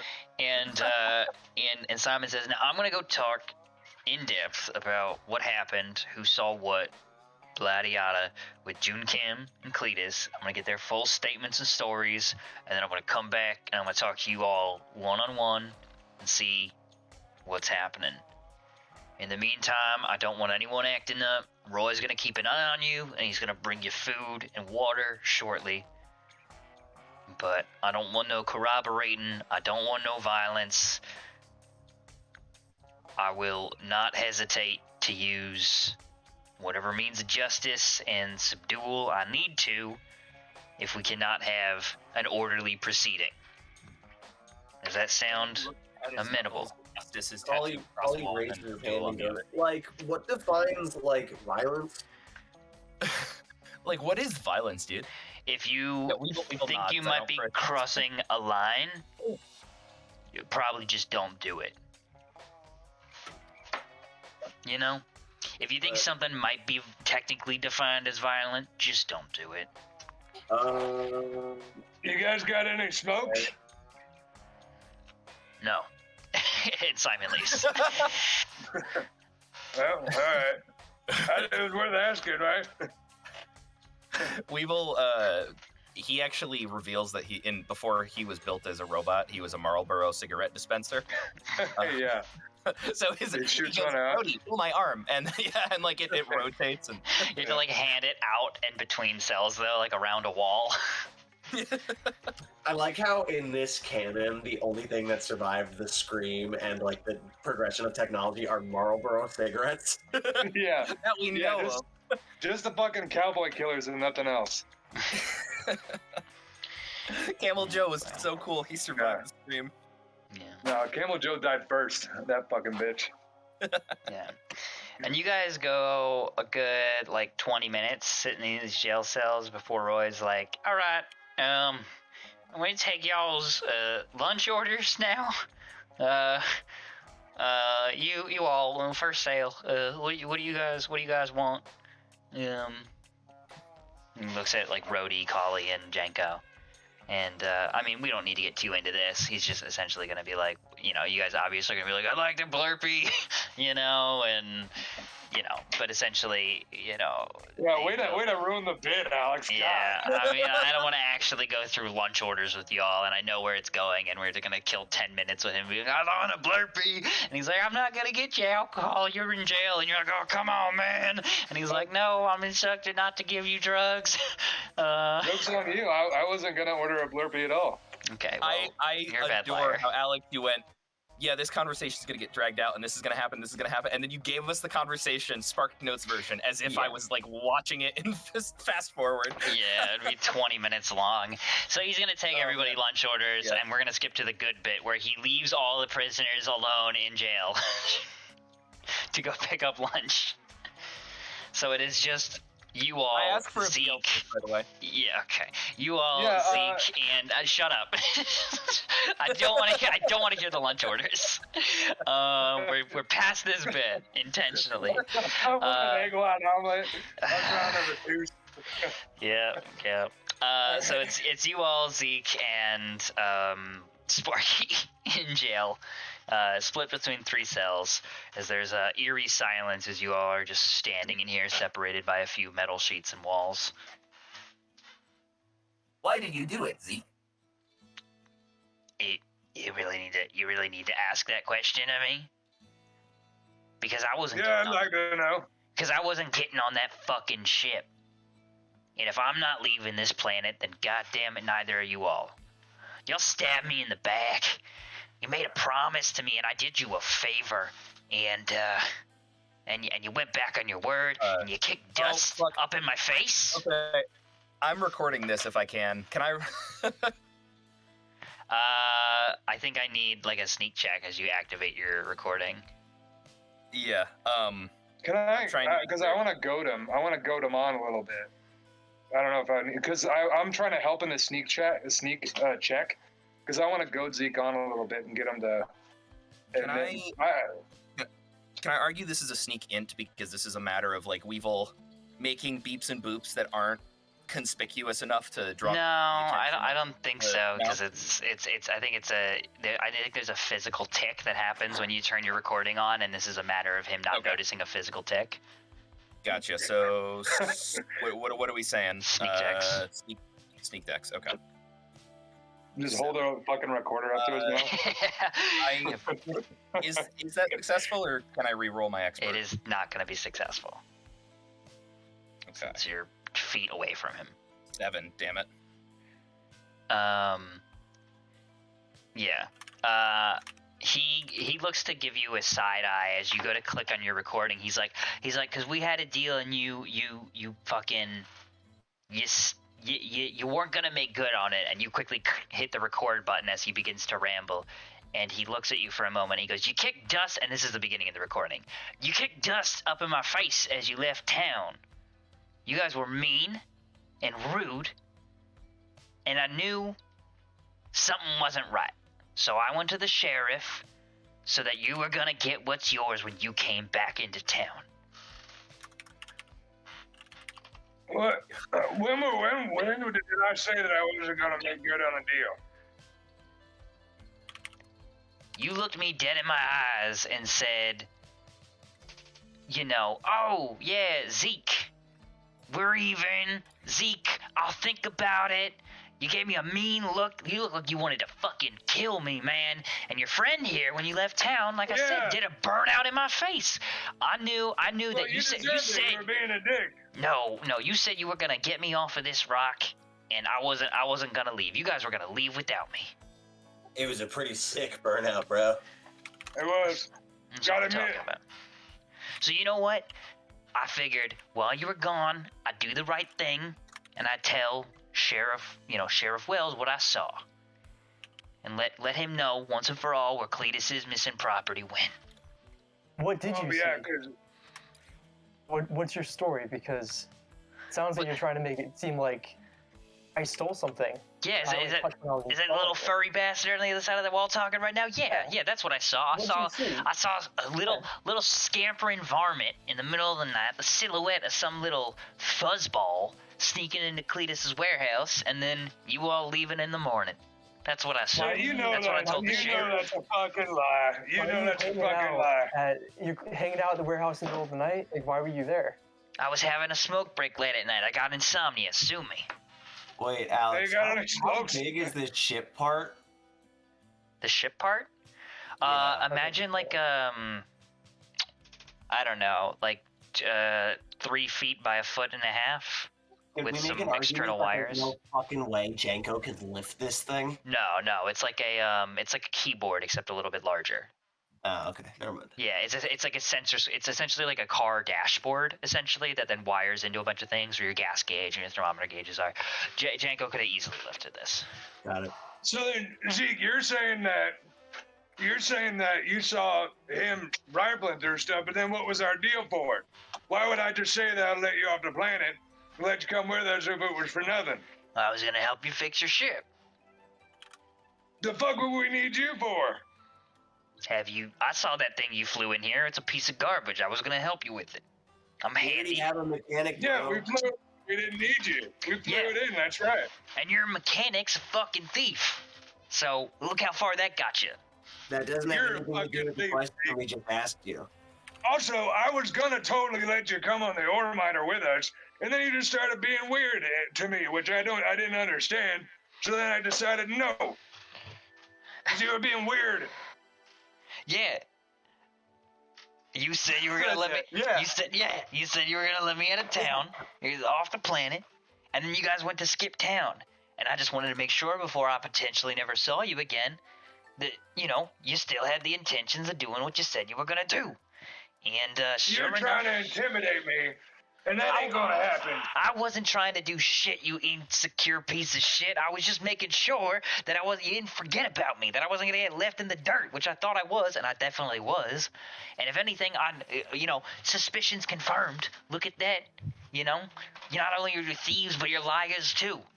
Look at that. I mean, yeah, we're definitely gonna leave you behind. No, man, that's what's called a self-fulfilling prophecy. Because you being a dick is what made me want to leave you behind. If you weren't a dick, I would have kept you going. Bitch. Zeke, I kind of had a feeling that when we flew into this like shit pile, it kind of attracted its namesake. You're kind of proving me right, dude. Oh boy, if only Sheriff Wells were here to hear you say that. Well, he's not, and you Yeah. blow chunks. Well, Evil Well, is still recording all of this, but he leans up against the bars and smushes his face like to try and get his head between the bars so he can look at you on the other side of the walk ollie, which he can't. You just hear, well, I want to tell him that you said that when he gets back, and he's not gonna be too happy about it. I'm gonna tell him that you said everybody here's shitty. Is this a new scene? No. Damn it. Weevil, you hear the beep as the recording stops, and then you hear like as Weevil like is scrolling through and That's editing great. the audio, and then you just hear Everyone here's shitty! Everyone here's shitty! in Zeke's voice. Oh boy. That's all. Weevil just has that now. Zeke He goes, what the fuck, man? That's not what I said. And then I have you a- hear, I want to fuck, man.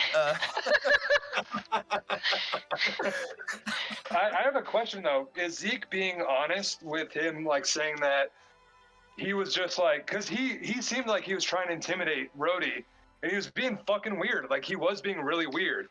Am I like misreading the way he was at the time, or is he just trying to save face? He was being weird. Collie was there. Yeah, he was being fucking weird, right?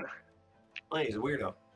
I have the whole transcription of the conversation pretty much, and he was definitely like, Rhodey, we made a fucking deal. Definitely ominous. Yeah, he didn't. Yeah, right. All right. His energy was definitely off. I was gonna say, I'm not making that shit up. Like he was being super weird. That's why we decided to leave him, or I decided. Yeah, I mean, don't use the we yet. I'm not gonna Yeah, tell it you was how me. to. I'm not gonna tell you how to interpret anything. But if we're talking like raw word for word, inflection removed, the conversation, essentially went like, "Hey, Rhodey, just a reminder, we made a deal. I want to make sure you don't go back on it. Why would I do that? Why would I go back on my deal? I don't know, but you're leaving town, so I just want to make sure that when you come back, there's still a seat for me saved on here, because." I'd be real upset. And it's like, are you threatening me? And it's like, yeah, I mean, that could be a threat or it could not be a threat, or, in context clues and Right. Yeah, but and anything with intonation inflection means- removed changes it. yeah, That's exactly, like exactly. inflection Yeah. everything. Exactly. So I just want to point out that, like, could mean a lot of things. I don't want to say no, and I'm not saying yes either, but Yeah. Weird is a good word to describe that for sure. Okay. But anyway, so yeah, Zeke is like just like delete that recording. That's bullshit, and that goes on for some time of Zeke trying to. Weevil doesn't play it again, but he does not delete the recording. He starts like looking for buttons on your chest, like trying to push, bits and bobs on you. Yeah. And I really quickly, is anyone watching like Weevil as this happens? I mean, Sarah is, yeah, she's in the cell. Okay, yeah, can she, as she is like watching Weevil's LED display, just like when Zeke like smashes him in the chest looking for a button, it just for a single frame flickers harder, and that's that. It just the word harder flashes on screen. Yeah, but he's not giving up any secrets about how to operate his recording and editing software. Meanwhile, you guys hear in another cell over, just, get the fuck away from me! Oh my god, stop! That doesn't come off, you can't pull that! As Kits and Sparky are having a lot of fun over there. My mom let me have an iguana once, you kind of like that, but big! Yeah, you hear a very outrageous, The color of his scales are luminescent and beautiful. I want to wear them as scaled, layered underwear, shining gloriously off the sun. Let me just have a small patch. Let me have it. And Kits is fighting for his life in there. After a brief sequester, some small talk, Simon comes back in and says, "All right, we're gonna. I got statements from everybody. I got a better idea of what's going on here. Unfortunately, what the information I obtained is not to be disclosed to you all at this time. I'm gonna pull it. Yep, I'm gonna pull you all out one at a one. See if your stories match theirs. See if anything contradicts, and we're also gonna go through all your belongings. So, who wants first? Cell 1, Rhodey, Janko, Mr. LaFlower." Yeah, I'll go. I got nothing to hide. Wait, what's up? I was kind of zoning out. That's fine. Charlie was face down in the toilet. Yeah. I'm blowing bubbles in the toilet. You're like with your own saliva, you're like blowing bubbles. It's like there's no water. It's a hole in the wall on a desert planet. Oh my god, yeah, you're blowing bubbles in poop water. There's no water, guys. I need to make that more clear. It's a hole in the wall, essentially. Like a hole in the ground. Yeah, man, this toilet's about as dry as Zeke's sex life. Ayo. Got him. Now that just feels mean. Well, yeah. So Simon's gonna open the jail cell open up, and he is going to usher Rhodey, come on out, shut the door, and Rhodey, he's gonna sort of escort you over to a small sort of side office room, and he's gonna shut the door behind him. And it's like he's got like a desk with a bunch of radios on it, some charging stations, some spare pistols and weaponry and stuff like that, and a couple of chairs. And then why don't you just have a seat in that chair there, and we're gonna talk things over as I go through your shit. And, I will do it. Yeah, and he's gonna essentially pat you down and go through your bag and stuff like that. And you don't really have anything. He looks at your pistol and he's like, "What the fuck?" And then he looks at his gun. Yeah. And he starts going through the rest of your kind of belongings, and he doesn't find the only thing of suspect that I see on your character sheet, the drugs, because those are no longer in your bag. Right, I moved those. So he says, "All right, you look clean. I don't see anything stolen from the rest of the town. I've been told you all came into town and you caused somewhat of a ruckus. You done Marjorie quite a favor down at Blurpee's, trading in some unusual weaponry for a buzz. Yep. Does that sound about right?" That's right. Yep. I gathered you caused a little bit of a scene while stumbling through the town streets in the middle of the day. Nothing too troublesome, That's but true. a little disorderly conduct. Guilty as charged. And you were left alone in June Kim's trailer for a brief while Cover it up, yeah. her and Weevil, your friend, the robot, fixed Mr. Jenkins, and during which drugs went missing, and you're claiming that you let Zeke into the trailer, and he stole them, not you. Well, I don't know if he stole the drugs. I just know he was stealing stuff. Yeah, well, drugs were missing, and he was stealing stuff, so suffice to say, you're saying he stole the drugs.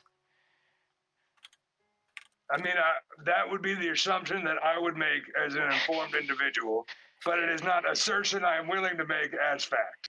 Oh, Oh, Rhodey, I love this. So guy. what Rhodey's exactly ears and did eyes you bleed. see him steal then?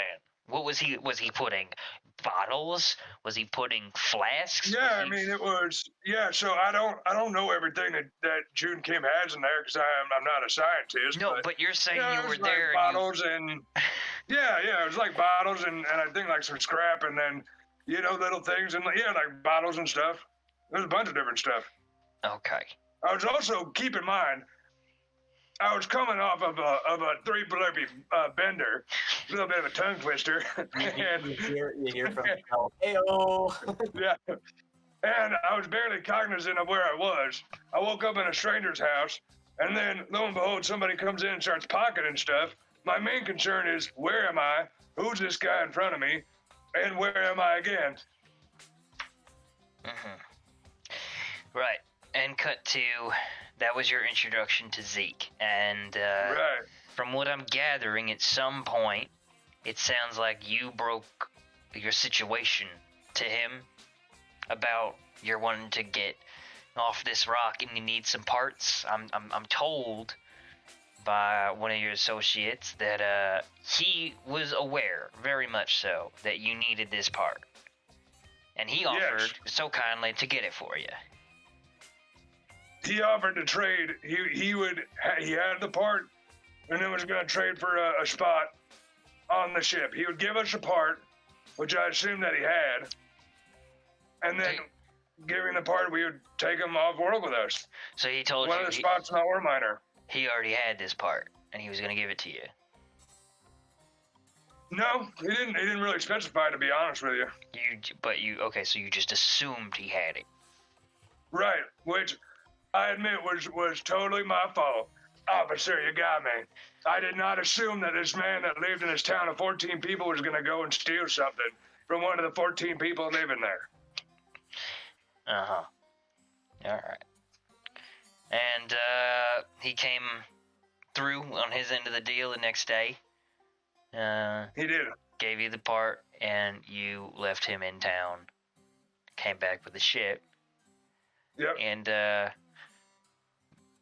were you gonna allow him passage to get off this plane? No, because last time I spoke to him, he grabbed my balls and he was being real weird with me. I'm sorry. He grabbed your balls. Yeah, it's the whole thing. Was it? No, that's a lie. I grabbed his balls. I think you grabbed Bullet's balls. I don't think you ever grabbed Zeke's balls. Oh, was it Bullets? Oh, Yes. It was Bullets. My bad. It was Bullets. My bad. Yeah. Yeah. I just grabbed balls. Yeah, I grab balls everywhere I go. A little bit of this, a little bit of that. No, in my life. I'll remove the ball statement. I'll say he was being real weird with us. He was trying to intimidate me. That's what he's trying to do. Trying to bully me, and I don't like being bullied. I'll tell you. Intimidate you into what? Nothing more than offering him a seat. He was saying, "Hey, if you don't let me on the ship, well, something bad might happen. I know people. I can make bad things happen to you, and I don't take kindly to that. I was already going to let him on the ship. He didn't need to do anything. And because he said we really wanted on this ship, and he might do something bad if you backed out of your deal, you decided to back out of your deal. Yeah, he threatened me. He said he was going to hurt me and my friends. If you if backed I out of didn't the go deal. through with the deal. Right. I don't want to associate with people like that. Do you? And at no point were you actually concerned Zeke may have been actually dangerous and he would hurt your friends since you were now backing out of the deal, and he said he was gonna hurt your friends if you backed. You see where I'm getting at here? No, to be honest, I was not worried because one, I can take that bitch, no problem, and two, I didn't think he was really dangerous. I thought maybe he was, trying to intimidate me, and I just didn't. I don't like the guy anymore. I don't like him anymore. I don't want to be his friend, so I didn't want to take him on the ship. All right, and and you would admit that the stolen part, you don't have any contradictory evidence or statements regarding that the stolen part is installed in your ship. Cletus is not mistaken in identifying his stolen property in the ship that you flew in on. No, if Cletus says that that's his part, then that's his part, 100%. I trust him. And there was some mention, I believe, from your Hawaiian shirted friend about Dustin for fingerprints. If we were able to get fingerprint evidence of this particular module, whose prints do you think we'd find on it? Well, I guess it would be Zeke. It'd be mine. It'd be Janko. Weevil doesn't have fingers. And then I guess Collie too. I mean, we probably all touched it at some point. All right, so probably pretty inconclusive or very conclusive, one of the two. Well, that's the thing. If Zeke didn't steal it, his fingerprints wouldn't be on it. But if he did, they would be. Well, you're all claiming that he gave it to you, and that would be a definitive way to loop him into this. Yep. However, you do understand that there is still the question of whether you knew it was being stolen or not. I mean, how am I supposed to know? All I know about this guy is that he's a little odd. And yeah, maybe he's, although I will say I did talk to June Kim about him afterwards.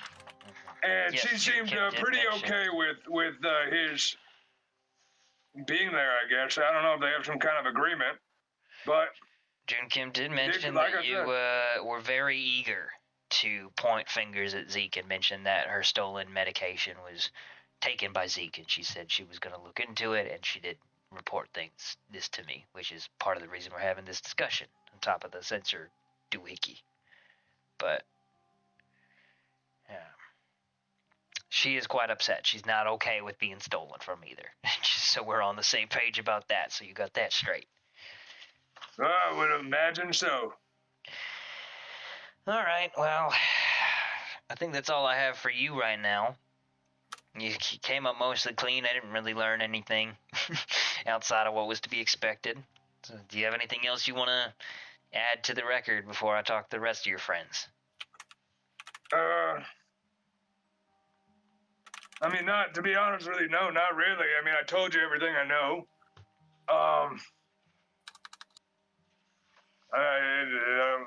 No. I mean, Okay. Unless you want to tell me how they make blurpees, I guess, but otherwise. That's a town secret. All right, we're going back to the cells. You got any smokes? You'll ask again. No. Damn. All right, that's Dumbest joke. Rhodey's on mute for a little bit. Yeah, boy. He looks at Collie and Janko. All right, who wants to go up next? I'll go. Okay. I'm good. He'll run you through the same rigmarole. He's going to pat you down and look through your stuff. You don't have any kind of crazy contraband on you, it looks like.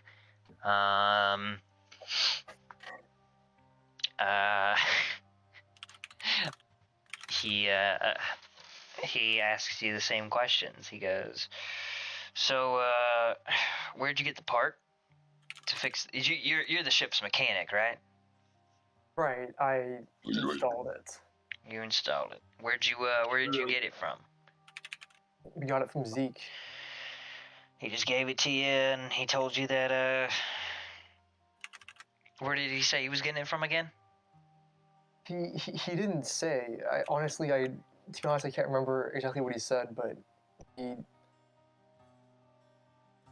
he told us he could probably work something out, and I think the agreement was if he could succeed where we failed, get the last thing we need, we'd give him a spot in the ship, and the deal was made. We didn't assume he was a criminal. We just thought he was a connected person because we've met a few of those, and everybody seems to be in a helping mood in this town. We've made nothing but friends until, I guess, we met Zeke, because now he's, stabbing us all in the back. And you were shown this part in Cletus's garage, not 24 hours before Zeke was then handing you the same part, saying, "Here, I did you this favor. I got this part from you." Well, how come you didn't recognize it, being an established mechanic with enough know-how to know that this thing is compatible and install it? You would think you would recognize the same dents and dings and model, make, and number on one of these technological gizmos, wouldn't you? You didn't recognize that it belonged to Cletus, even though you'd just seen it. I don't think I even thought that in depth about it. I just thought, here's the missing piece of our puzzle. I didn't look into any of those details. I was just like, cool, good to go.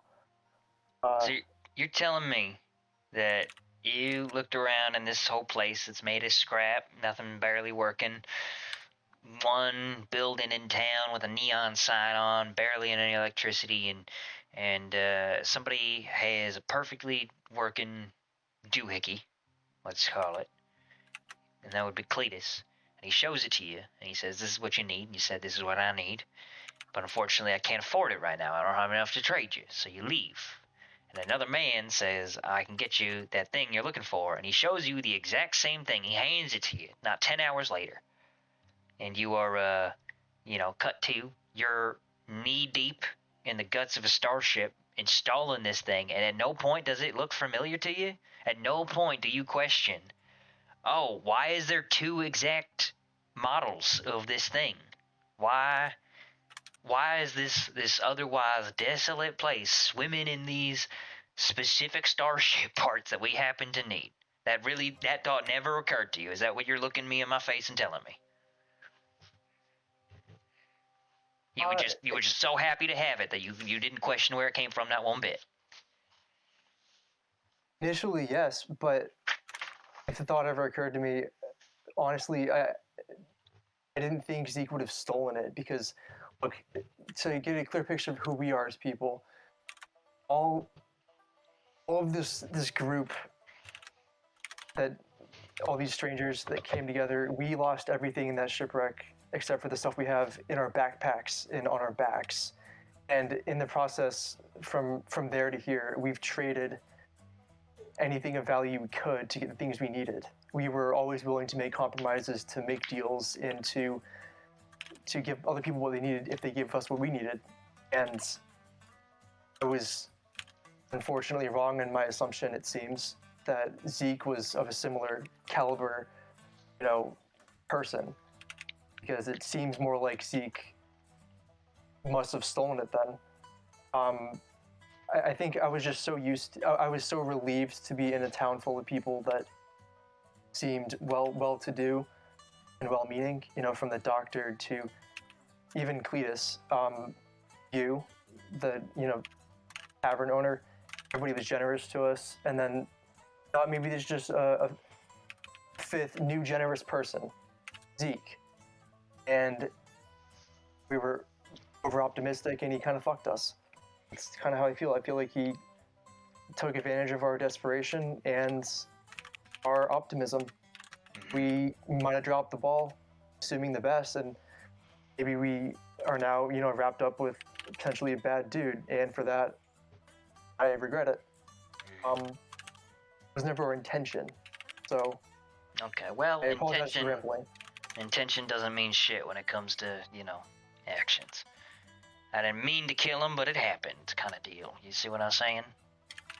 I understand you may have had good intentions, but theft is a theft, and if I can prove definitively that you had any knowledge this was being stolen, then you understand we're going to have a problem regardless of your intention. I just think it's suspicious that Zeke pointed me out so quickly. Like, he's so sure. Mm-hmm. What did he say? He said he saw me sneaking around at night, which is bullshit because that didn't happen. Any particular reason? He seems to have well, he seems to have cut a deal with your leather-bound friend in there, and they seem to also be at each other's throats the most. So, any reason why you think he'd pin you over him? He's trying to make you take the fall for something that you apparently didn't do. Why would he do that? If it wasn't the truth, why would he pick you? Why would he not pick the obvious suspect to throw your friend Rhodey under the bus? Can I hear this conversation from the cells? No. He's intentionally pulling you into private rooms so you can't use these. I think Zeke is intimidated by my usefulness to the group, and he's trying to get rid of me because, I don't know Zeke and what he can really do, but if Zeke is any kind of engineer, maybe he'd be trying to replace me. If he can throw me under the bus and get me locked up here, and everybody else walks, he's suddenly useful. And there's a chance the party could just abandon me, you know? Well, here's a question. If you don't know Zeke, how would he know you're an engineer at all? Because if you don't know him and he doesn't know you, how would he know that? Why would he have that information? Well, he does know I was the one talking to Cletus about all the parts we needed. I was doing some of the shopping in town, and I don't remember, but it's possible we could have talked about, just my background and my intentions to install said parts. So you do know Zeke, you did. I don't know what he's capable of. I think he might know what I'm capable of, and that's, putting together a ship. And how would he have found that out again? Who would have told him all that? As a player, Rhodey was mainly with him, right? Like, none of us were really deeply with him. I actually don't know. Maybe I'm projecting. Because I never really hung out with the guy. Okay. Yeah, so maybe don't do that in the future. We're dealing with not only your potential, time in life here, but another man. So maybe let's not speak out of turn and project and, say things as if they're facts when they're not. But just moving forward. I'm curious why he singled me out. Is it because, I'm a bat? That is what I would like to know as well, which is what I was asking you. And you don't seem to know. That's what you're essentially telling me. I'm worried it's more complicated than a simple, oh, that guy looks like a bat. He's probably steals shit in the night. Okay. It could be more complicated than that, and if it is, it might, incriminate him.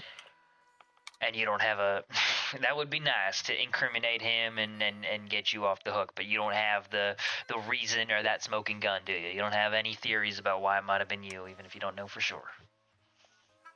Well, okay. I stayed up late at night till probably around, 11. I was helping clean up the Blurpee shop because I cut a deal with the owner where I could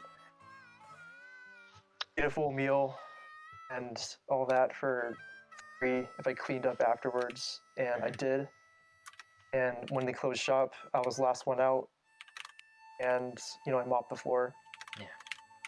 So that night you were out on the streets pretty late then, huh? Just you were leaving. I wasn't near Cletus' shop late. I just went, from the Blurpees straight to the crew, all the way back to the car. But if I were to ask some folks around town who late night birds, they might testify that they saw an unusual looking furry mammal walking around late at night. I don't think that information's useful unless they can confirm they saw me sneaking around. Well, the shop. It puts you, close enough to essentially nullify an alibi that says you weren't anywhere near it. Well, it's unfortunate that I would, be transparent enough to tell you I was out a little bit late nearby and not lie about it and then have it still bite me in the ass because perhaps Zeke was stalking around trying to come up with some plan. If he did see me, he didn't just get lucky with his targeting. Alright. I think I got all I need from you. This has been a very informative conversation. Do you have anything else you want to say for the record, or? For the record, the cliff notes were, I was up late, not near Cletus's shop. I did my job, went back to the car, and if anyone saw me, that would have been why. And I gave you that information so that it wouldn't come up later looking like I didn't want to tell you that. So. Right. Very good. Heard loud and clear. Alright, back to the cell you go. Get the rest of these over as quickly as possible, and if you're, innocent, then we'll get you out of here. Sorry for the inconvenience. Yeah. We'll have to see. And he walks you back to the jail cell, puts you back in with Weevil and Rhodey, or Rhodey and Collie, rather. And he skips past Collie for a second, walks over to the second cell, and he goes, "Robot, I wanna talk to you next." All right. What? I was next, man. Like it was my turn, dude. Yeah, dude, no cutting the line. Yeah, I'll get up if he's calling me. I mean, no fucking use fighting it. Yeah. If he's calling you, I'm gonna weevil out of the cell and follow the one who's calling you. Yeah, he waltzes you into the room. He's like, "I don't know if you need to sit or if you're fine standing, but have a seat if you want. I couldn't give a shit." Yeah, Weevil will sit and do so but he's not actually sitting on the chair. His legs are at a 90-degree angle with Daphne just like 3 inches above it. Okay, weird. Alright, so I've covered this time and time again, but you got the part from Zeke. And Zeke told you he didn't know where he got it. You didn't know where he got it from. And nobody asked any questions about where it came from. You just simply accepted, the gift for what it was. Didn't bother asking any questions. You didn't recognize the stolen part you had seen a few hours ago with the one that was now in your possession. And then you went and installed it in your ship. Did I get everything right, or did I get anything wrong? Most of the major points are correct. However, I feel it important to clarify that Mr. Zeke was acting of his own free will when he approached us. I was with Mr. Quick and Ms. Sarah Lockhart when we were at the garage investigating the parts. However, I did not think to investigate it closely enough to identify it as a separate working component. You see, I am from Raleigh 2, which, if you are familiar, is a similar planet. One where much of the previous civilization's spoils have been assimilated and broken down for scrap. I am used to there being many parts in many places, and I assumed that Mr. Zeke would have gathered the parts of his own free will by entirely above board and equitable trade options. Okay. Very, very good. And, you wouldn't happen to have any recording software on you, any cameras built into your, chassis to, support you and your friends' claims? You didn't happen to record any of these conversations? Make things a lot easier if you did. Yeah, it certainly would. However, I do not have passive recording software. It needs to be actively engaged, and I find that it is a large... As I am built to protect the privacy of patients, and was, I'm sure, as Ms. Kim could confirm, very useful in administering aid to one of your residents, I am programmed with the inherent respect of privacy and boundaries, and I have found that individuals do not enjoy when their privacy is breached by being recorded without their consent. So I do not leave my recording software on constantly, although I do have this cool picture of a bird. And Weevil sends him a picture of an orange-crested bird from Legal Rally 2. Okay, very nice. Thank you, I took it myself. Sure you did. He twiddles his thumbs for a moment, and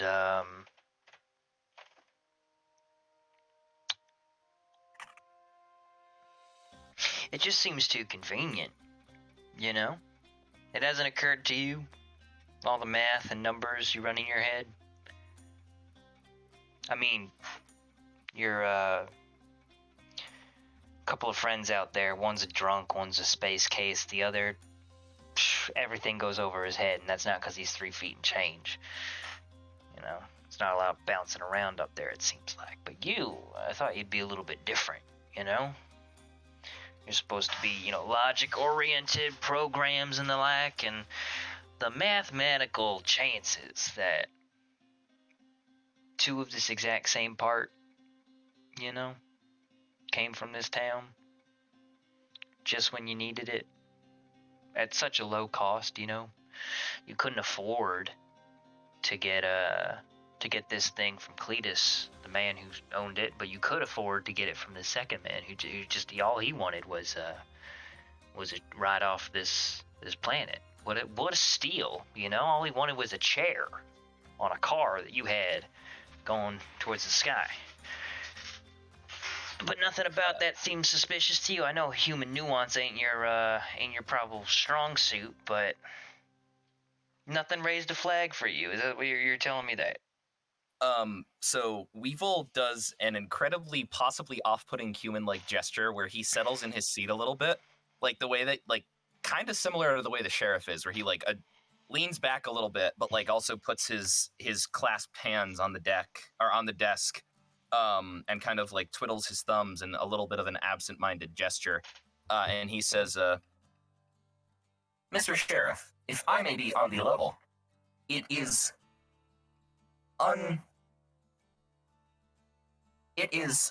unprofitable to spend all day comparing probabilities, as while I may have the quantum computing power necessary to identify the precise probability of 2 items of identical import and functionality being located in such an unlikely location, I would be unable to fulfill other functions that are more precedent. Yes, perhaps it may seem a bit of a fortuitous circumstance that 2 identical components may be in the same town. However, that was not my primary concern, as my main directive is to be a caregiver, and I was attempting to further my own group's goal in administering aid to others, so my computing power was dedicated away from calculating that circumstance. Okay. Very good. Alright. Although, I would like to add, it seems that I am, as you mentioned, not well versed in human nuance. I did not calculate the probability that we would be backstabbed by one such as Zeke.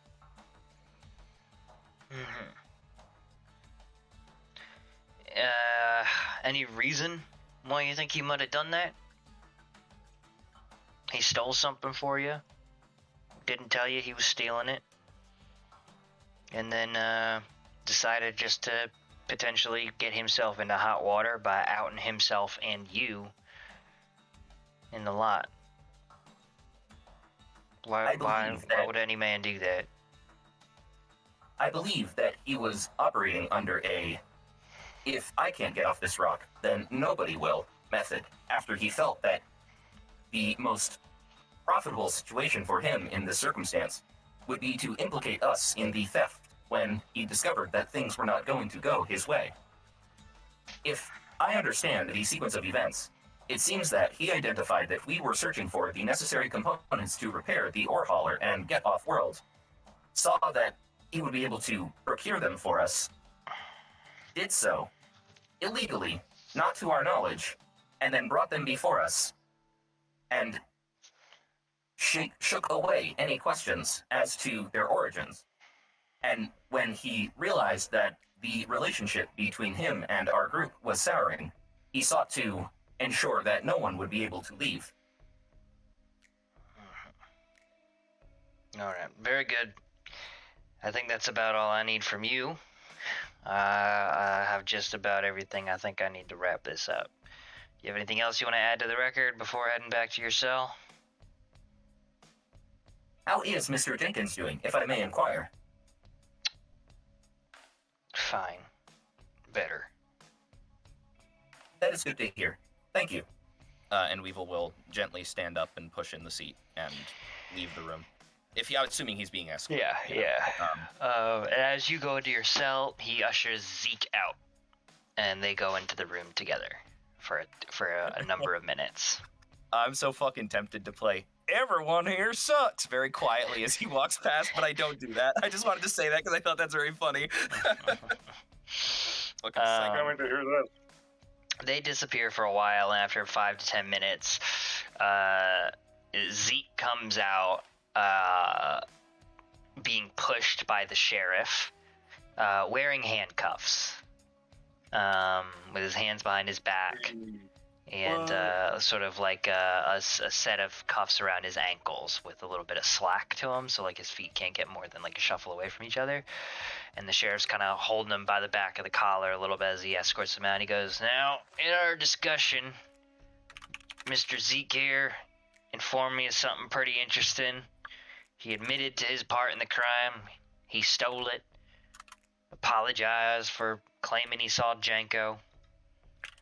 But he also informed me that he let you know well and good where he was going to get this part. He told Mr. Rhodey that he was intending to steal it. And that you all are telling fibs and tall tales about not knowing where he was gotten it. Convenient truth to make Zeke the fall guy. Leave him on this planet. Cut back on your deal and pretending like you had nothing to do with it." So you're telling me that a guy that you just found out was lying to you the whole time told you something else? Oh, well, that must be true. I don't think Rhodey ever told us. He's been drunk for like 3 days straight. Yeah, good character witness there, Janko. I know what you're going for. I think it's really funny. Like, Janko, don't if listen you to want, Rhodey. What the fuck would he have told us that? If you want, I can actually jump into a hole so you can bury me. I'm driving a bus if you'd like to throw him under it. Okay, let me jump under those wheels. That's Thank a very knee-jerk response. I fucking love that.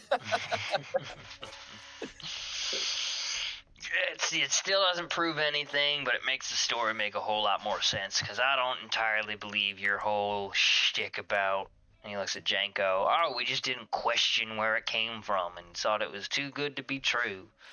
And we didn't know where it came from," as he kind of surveys all of you guys up. Because I'm being told you were informed where it came from. Very much so. You're being told by Zeke again.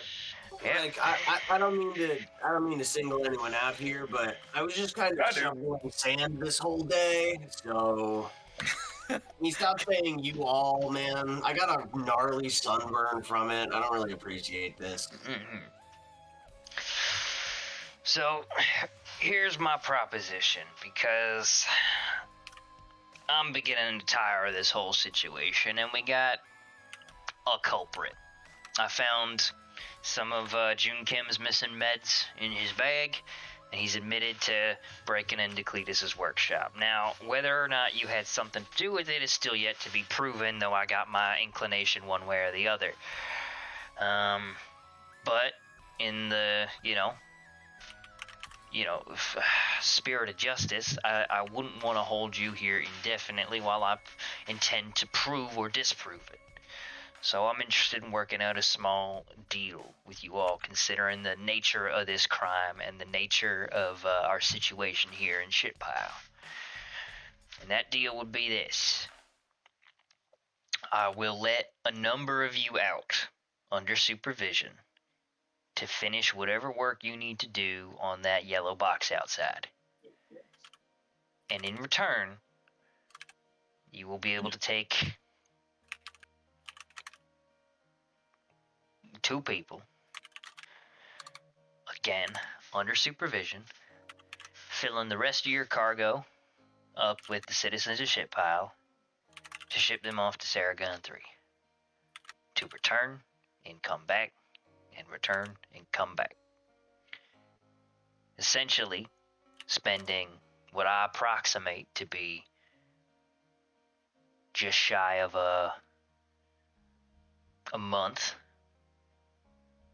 doing what is essentially community service for the crime of potentially stealing this doohickey, which I think is light work considering the severity of the crime and the rigmarole you all have put me through today. Now, does anybody have any objections to this, or is this agreeable? I do not have an objection. However, I would enjoy if I were able to speak to you in private very quickly. And Weevil glances over at Sparky, and then back to the like a very pointed like I don't want to say it in front of him kind of gesture, as his like whole torso swivels, and he looks at the sheriff and says, I have information that may result in the commuting of our sentence. However, I am amenable to discussing with my colleagues the potential to do community service, as I enjoy the idea that we would be helping in aiding refugees. Well, you all intended to get out of here together because you all crashed here together. And since you're all here together now, why don't you talk it out whether it's fair or not? all right, but is the floor in here dirt? No, it's metal. Okay, but I still have my comm pad, and I can angle it in a way that Sparky can't see, right? Yeah, there's a wall. You can't even see. Oh, okay. Sparky. No, There's gotcha, walls gotcha. between the cells. Okay, cool. So Weevil types on the comm pad, and he turns to the sheriff, and he shows. Oh, he was talking to Kai. He shows. I'm he shows. sorry, I didn't know that if I says, was my bad. oh no, you're good. It says all of the fuel makers are dead, and we killed them. I mean, he looks at that and he says, "This is, jeez, oh my god. Okay, so this is something else entirely, and that I only bring this up in the interest that we are not villains, and They're just admit to murdering a bunch of people. Yeah. yeah. Well, no, Fair. they are the opposing. Right. they are the Okay. opposing members that were members of. Here's the thing: if this is true, and that's an if, we need to verify. I don't know why you would have done this, and if I'm being honest, part of me doesn't care as long as it's true, for sure. Great. That being said, one hand does not wash the other in this situation. I mean, we did not ask you to do this in recompense for the crime that you had committed. So I am aware. If As I'm honest, I bring convenient up as it only may to be. ingratiate ourselves to you a bit more. I'm aware that we have not had the smoothest relationship. right. So regarding my proposition, then, and not this insane thing that you have just shown me, which has nothing to do with what we are discussing. Yeah. He looks at everybody else. I mean, Weevil gives him a thumbs up as he's scanning. He's like, yeah, I mean, fuck it. I agree. Mr. Roadkill, Mr. Janko. I got one question. Well, I got two. One, where are we gonna get all that fuel? Cletus is going to provide it, essentially, as we will. The plan would be, at the end of your community service, there would be no shit pile. There would be just an empty town. And so, anything needed for the trip, anything not needed for the trip, rather, is getting left behind. So, might as well put the fuel to good use. Okay. That's fine. Other question. We leave Zeke. Zeke will be, he will be the last to go. So maybe we can just forget. And he will go in custody as well, with me, after which when we land on Saragon 3, I will have him re-imported back into their custody. We can't leave him here to die for theft. It's a little too severe, even Well, for, I mean, for desert law. He's not. You and I both know that one man is not making it out here by himself alone. If we leave him, he is dying, and he's dying a slow and painful death. So he'll be the last to go with me, and he will still serve his sentence out on Saragon 3. Okay. All right, fair enough. I agree. Okay. Any other objections, or going once, twice? All right. So who needs to get out of the jail cell to finish working on this ship? Well, I'm like the pilot, man. I will also be required, as I recognize a flaw where, if it is not addressed, the ship will burn out in outer space and strand anyone in it. I need to hook up an auxiliary power supply. Good. Yeah, I mean, if that's the case, if you want to use this as like a big old bus, then maybe we could use some more of your help in order to make sure that the ship is in like tip-top shape. Okay. Not really in the best of conditions right now. I can have Cletus give it a once-over, for sure. But then, other than that, maybe Jenko to help fix things on the way. Maybe Rhodey to help us fight any aliens that try to kill us. And probably the pet that we found. You all get to go. You all will end up on Saragon 3 in due time, but I'm not letting you all, especially if you're the pilot going to be flying this, I'm not taking you all in one batch. So you can all land on Saragon 3 and then decide you don't want to continue making the trips to get the rest of our people back. No. Unfortunately, I'm staggering you all in a group. So who's essential to fixing the ship, and then you're essential to flying the ship. Great. But who's essential to fixing it right now? Sounds like... Might be me as far as hardware goes. Great. Yeah, and Weevil's whole schematic thing that he mentioned. But other than that... Yeah. So essentially... I think we are going to fast forward here, as he would let Weevil and Janko out of the cell to finish their repairs, vacuum sealing the hull, and finishing up the life support tweaks. What about Jeff? Yeah, nobody's discovered him yet. Nobody's mentioned him. Cletus will give it a once-over as well. And assist you guys in your repairs, and even provide some auxiliary parts of his own to volunteer up, since this is going to be, if all things go according to plan, everybody's last hurrah on ship pile. So he's going to have to leave his workstation behind. Yeah, Weevil will, I have no reason not to put my all into trying to get that B-cell hookup. I would like to request of them that they get me one B-cell with a charger so that I don't die.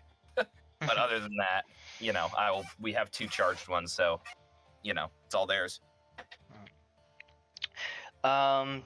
Great. In the meantime, those of you not working on the ship are sitting in the cells, and then when you're done working on the ship, you go back to the cells overnight, and you spend the next day or so fine-tuning the ship and planning out the schedules about who's going to go when. Collie is flying the ship for these various trips back and forth, but essentially the logistics get worked out, and I'm going to ask this now before I take a big jump here. Does anybody have anything to add or anything they want to do regarding any of this? Collie really does not want to go through with this plan. I have shit to do. We gotta find a way to fucking jailbreak. Like, guys, if he ever gets a moment with just Weevil and Janko, he's gonna be like, guys, I think dude, we can't do this for the next fucking month. I got people to see, shit to find. We gotta. Well, why are you leaving me out of this? I can open the door with my mind. You're not hearing this. We're out near the ship.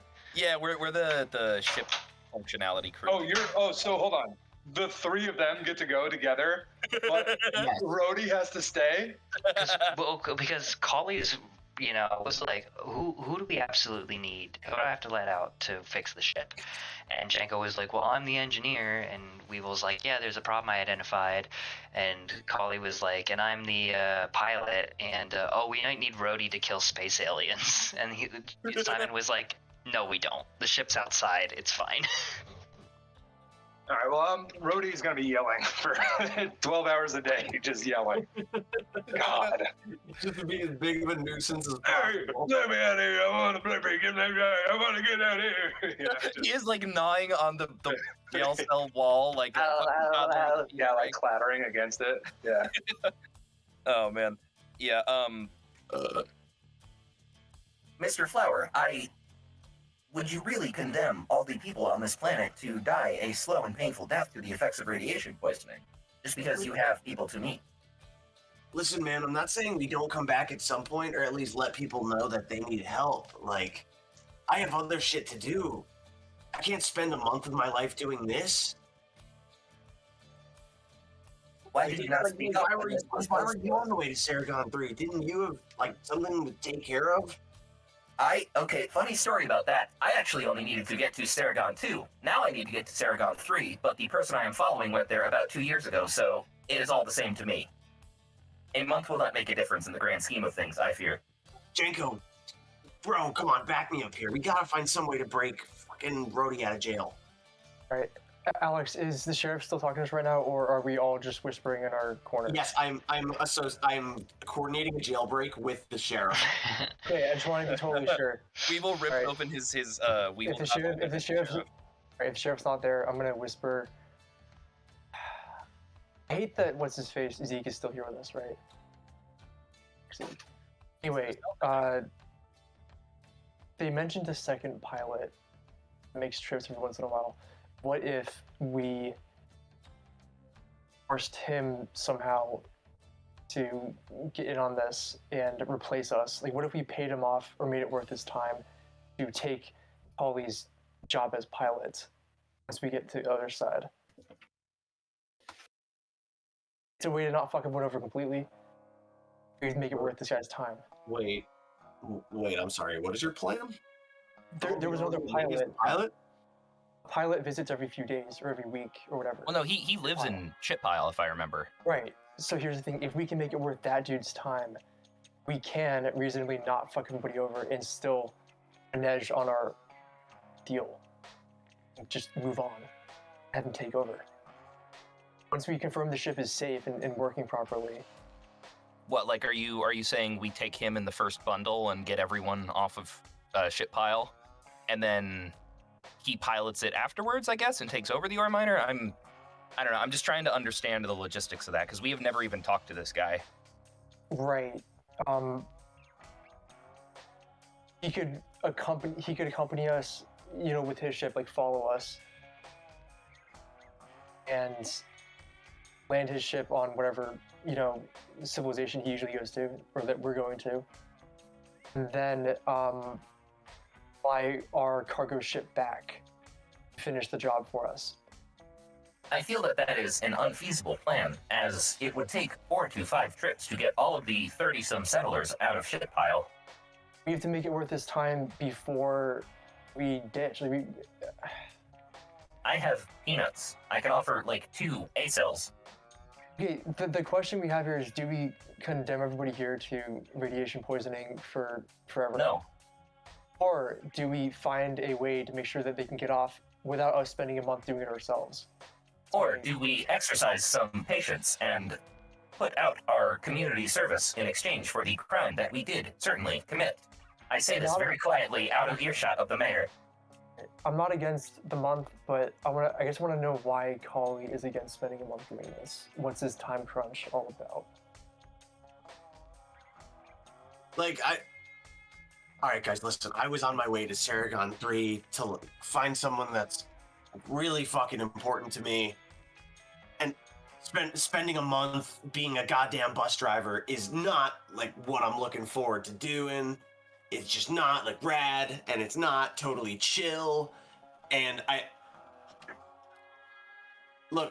Is it more chill than getting people killed, leaving them here on the planet? Listen, I didn't say I was gonna like abandon them. I can definitely alert the town that there's a stranded town of people here, but that's about the best I got right now. I at least need to spend a bit of time on Saragon 3. I do not have much time. I've already wasted, what's it been, Alex, like 5 or 6 days? Yeah, probably closer to like 7 at least, honestly. Because you spent a couple days just working on the ship, a couple days going to the mountains, to Isabella. Ollie counts to 7 on his fingers and goes, I only have these many more to find who I need.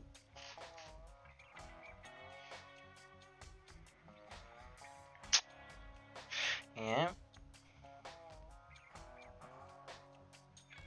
I do not believe that it would be wise for us to attempt to try and circumvent this. I think that we may be able to negotiate some form of parole where Mr. Flower leads the first expedition and then he goes off on his own. But I do not feel comfortable abandoning the entirety of a town to radiation poisoning.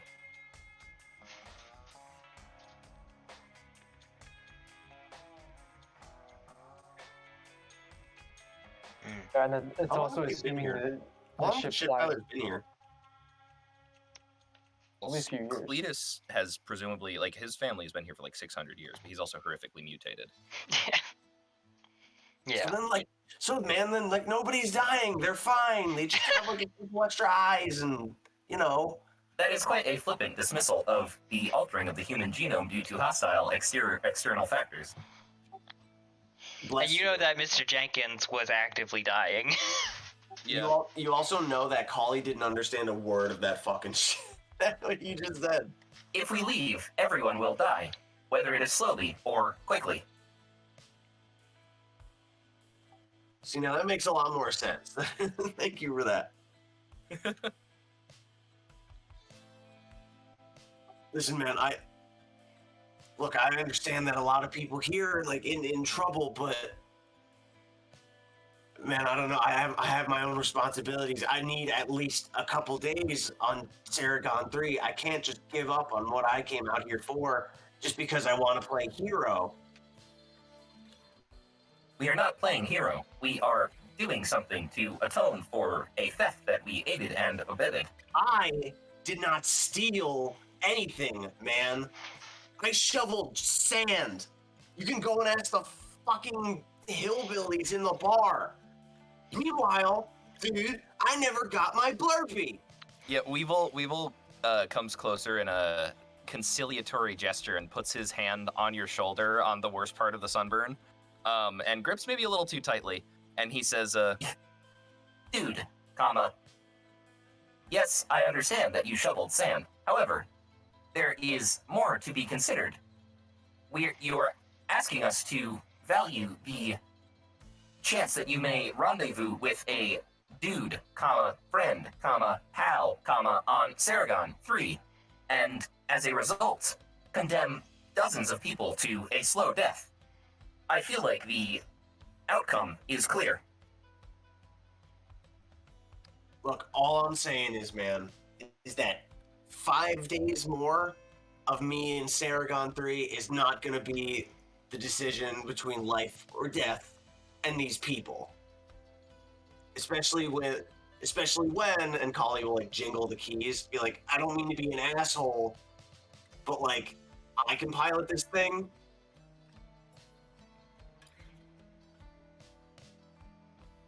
I do not feel comfortable attempting to stage any sort of escape unless you have a specific plan in mind. I am putting the onus of the planning on you, since this seems to be of such importance. And with that, Weevil kind of does like a huffy gesture of turning around and immediately starting to solder together back the 2 battery packs he's working on. Is there any way to, like, look, fine, we can try to figure something out, man. Is there any way to, like, bump or boost a distress beacon to Saragon 3 or it occurs to you that, for what it's worth, you were told when you first arrived in town, the pilot that runs out every couple of months to get supplies that you can't otherwise get on Saragon 2 from Saragon 3 is reportedly actively making petitions for people to come here and save them, but everybody's like, no, it's like 15 people, they don't have anything of value, they can't pay us to trick out, like, nobody has, apparently this pilot is either super unpersuasive or shitty at his job, or everybody on Saragon 3 is super callous, but, like, there are people that know they're there, and nobody wants to make the trip out here because it's not profitable. So just being like, no, we'll just get to Saragon 3, and then I'll tell somebody, and then I'll skip out on my end of the deal, and I'll fuck off, and I'll do whatever I want, is not a good answer, because people already know that they're out here, and Collie knows that. What if we made it abundantly clear that there was something more valuable than these random peasants out here? For example, maybe some of that tech in that crashed ship by the filmmakers trader, maybe even our ship. What if we started scrapping or salvaging actual valuable things from that as part of the deal to also get people out? What about one person per trip? Had? We could use as much of that fuel as we can for these trips back and forth. Well, that's just gasoline. Different type of fuel. Yeah, but we can sell. We can sell a bunch of shit potentially from the fuel makers and the Isabella to afford to buy some fuel, maybe on the other side. For what it's worth, that would require much more time. Yeah, a routine fuel up costs about like 200 credits. And I'm imagining each way is going to cost like a full tank. A round trip would be a full tank. Do we even have the money to do 15 trips like this? Cletus is apparently providing the resources. Yeah, I have 100 credits on me, so I could dedicate that towards getting the people if it came down to that. But, you know, that's only half a tank, and that doesn't solve the problem of calling you to go off on his own. What if we, like, jerry-rig... Oh, fuck. What if we, like, add more seats? Like, what if we took out the car and I don't know, soldered it to the back to add more seating? So then we have the open garage and the car in the back. That seats 6. Maybe Golly, I am an an inorganic being who does not need to breathe. Surely you understand that a car with a broken window is not going to provide the same vacuum proofing as a storage container made of sheet metal. Well, this is why we're asking. This is why I'm asking if he's an engineer, because maybe he could figure that out. I'm skeptical. Unfortunately, do not see a solution in which you are able to get to the planet in time and also not have the deaths of 15 to 30 people on your conscience. What is so urgent that you are required to be there? It's my fucking mom, man. Collie like breaks. He's like, she disappeared. What was it, like a week ago? She disappeared like about a month ago, man. I need to go. I understand these 15 people are important, but this is my family, bro. I can't just give up on that.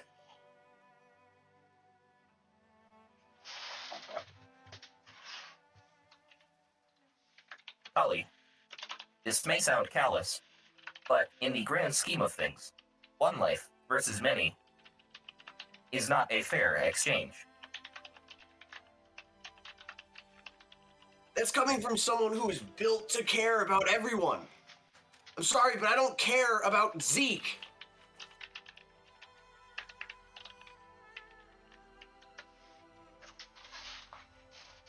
You said she disappeared?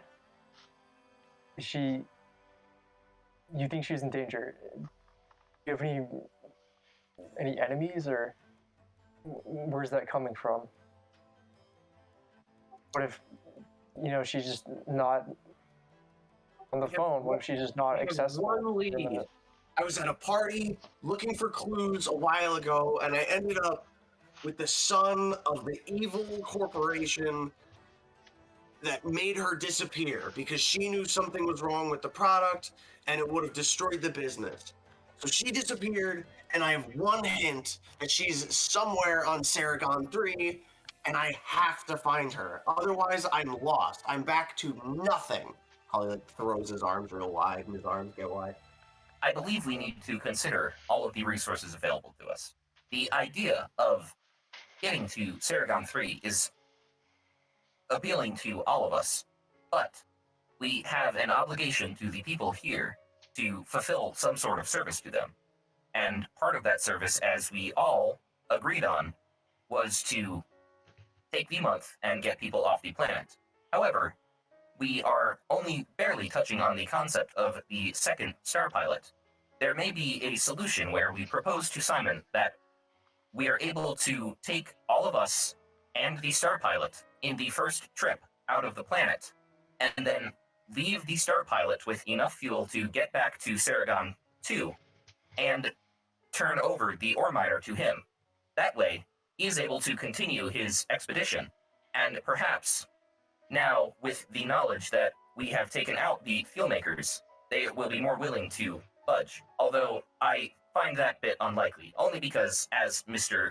Simon mentioned, that was not part of any agreement with them, and it is unlikely that they will agree to terms that they did not set. So, I think we need to bring this up with Simon, but we need to have an alternate solution, because he will not be willing to hear us out if we come to him and say, hey, we need to get off-world as soon as possible, shortly after coming to an agreement. True, but I think you're onto something, especially with the fact that we do have the bargaining chip of we're the ones who built the cargo ship that makes this all possible, you know? But that cargo ship is using stolen parts. This is a logical fallacy. Absolutely. I do not believe that that will be a valid argument for Simon.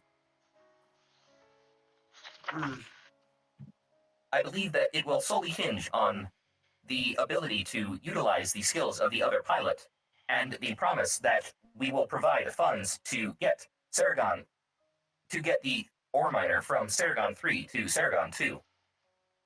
If we only take the initial group and leave Jeff behind and show him as some form of survivor that we encountered along the wastes, then they would most likely be willing to take him alongside the others. Then we can take perhaps enough fuel to get them back to Saragon 2. They can refuel here, and then... Sorry. All right, yeah, fucking talking like Weevil tends to kill my brain cells a little bit because it's such a weird manner of speaking. Essentially, if we can fit all of us, the Isabella crash survivors, and the pilot in the ship, then we can send the ship back with enough fuel to get people to and from Saragon 2. We can be out of their hair, they can have our ship, and we can call it even there. Maybe that's worth pursuing. But I think it's also unlikely that we tell them, hey, we're going to send our entire group and fuck off. And then, you know, I don't think they'll approve of that. I think the best solution is we send three stay back, then they go with the second group, and with that first group that goes is the star pilot, so that Kali can go do his get off the planet, start looking for leads, and then we can join him like 4 days later. That's the best solution I can think of. I think there's definitely something there. Because like rather than just being a fucking bus driver. Yeah, I don't want to. There is, I think, a middle ground between we're all chained to this thing for a month because Kali very clearly has a reason to want to go to Saragon 3, which is in character, and I, of course, want to give him the opportunity to explore that. But I think we need to come up with something and discuss, like I think we need to talk with Simon a little bit, but we need to have an idea before we talk to him, because he's just going to hear us babbling, and then it'll be like, well, I fucking gave you a solution, and you spat it back in my face. What the hell, Yeah, I think the second pilot sounds like he would be willing, but it's a matter of funds at this point. It's a matter of like, can we afford the fuel? I don't know that it is. They have they basically said they have enough fuel to get everyone to and from Saragon 2 over the course of the month with the ore miner. No questions asked. They're putting everything in it because that's their one plan. So they're putting all the fuel that they have on reserve instead of rationing it out for periodic supply runs to evacuate refugees, basically. Yeah, am I correct in understanding that, Alex? Mm-hmm. Yeah, Michael's inventing a problem that doesn't exist there. Okay, so we have all the fuel. So the problem isn't that we need funds. The problem is thinking of reasoning a plan that will not make it look like they're giving us too much leeway because, hey, we committed a crime and they suspect we're committing a crime and they're letting us off easy by using the stuff that we stole from their town to get their people out, and we will be included in that, just not when we want first. So, I don't know. That's my 2 cents on it. And Weevil will say it in a much more disjointed kind of big word way. But, I think we need to talk about the second star pilot because that is the only way I think this will work. Because if we say, hey, Kali is going along with all of us, that's all the resources they have to pilot the ship. I think it's also unlikely that Sarah and Kits would want to be left behind while all of us get in the ore miner if that happens. And that would probably be an issue. So I think the best solution is like a couple of us stay back, a couple of us go, and then instead of a month, it's like a week. We're on the second trip out and all of us are back on Saragon 3. They have full control of the ore miner and they can do their thing. I think there's something there. I think there's some negotiating power with it. Absolutely. So I don't know if you guys have any nuances on it or any other ideas. Feel free to weigh in on that. But I don't think we're going to be able to, short of a full-on jailbreak where we're shooting innocent people, which Weevil is not cool with, we're not going to be able to convince them to just let us go. Well, I wouldn't want to do the jailbreak like cowboy style, man. We could just sneak them out in the middle of the night. Yeah, but then we'd still be, taking the ship, which is part of it. But we might be able to pay someone to fly it back here. Like the pilot that's already on this planet, yeah. Yeah, all I'm saying is, like, we have the pilot. Let's talk about plans that use him and are above board. I feel like I agree, but yeah. If all I'm saying is, like, if push comes to shove, Kali's out, dude. All right, so I'm going to say, because I've been wanting to kind of steer this thing in this direction for a while now, but I didn't want to interrupt you guys, but also, the sun goes down after a full day of working on this fucking ship, and you guys are back in the jail cell all together now. Kits has been moved into the cell with you guys now, and Zeke and Sparky are in the far cell together. And you guys are allowed to be together, essentially. So now the whole party's back together now. So you can actually... Hey guys, did you have a nice day? I'm sure you didn't talk about anything really important that would involve the decisions that the entire party would need to make anyway. Yeah. How are you guys doing? Yeah. No, nothing like that, Rody. Weevil plays the recording of Kali like, we gotta get the fuck out of here, man! No, he wasn't recording that, but yeah, I'm not coming back. Sarah's like, you guys would not believe the day I had. There was a drunken asshole yelling about Blurpees for 12 full hours. Oh, did he have any? No, he wanted them, but he couldn't get them. Because he was too smelly and ugly. And then I see how Rhodey and Kali share similar brain cells. Oh, yeah. Hey, I will say, Rhodey, that was some big brain activity with him fucking pinning the shit on Zeke while we're walking up. Absolutely. That is the sole He's got his moments. Yeah, he 100% does. Rhodey and Kali both had some fucking amazing moments this session. But, I mean, yeah, I guess in the interest of moving things along... assuming you were listening to that whole thing, Dylan. Yeah, I mean, I have my own opinions on it, but I wasn't there, so I don't. Rhodey doesn't. Yeah, but he's saying Kali he catches you up.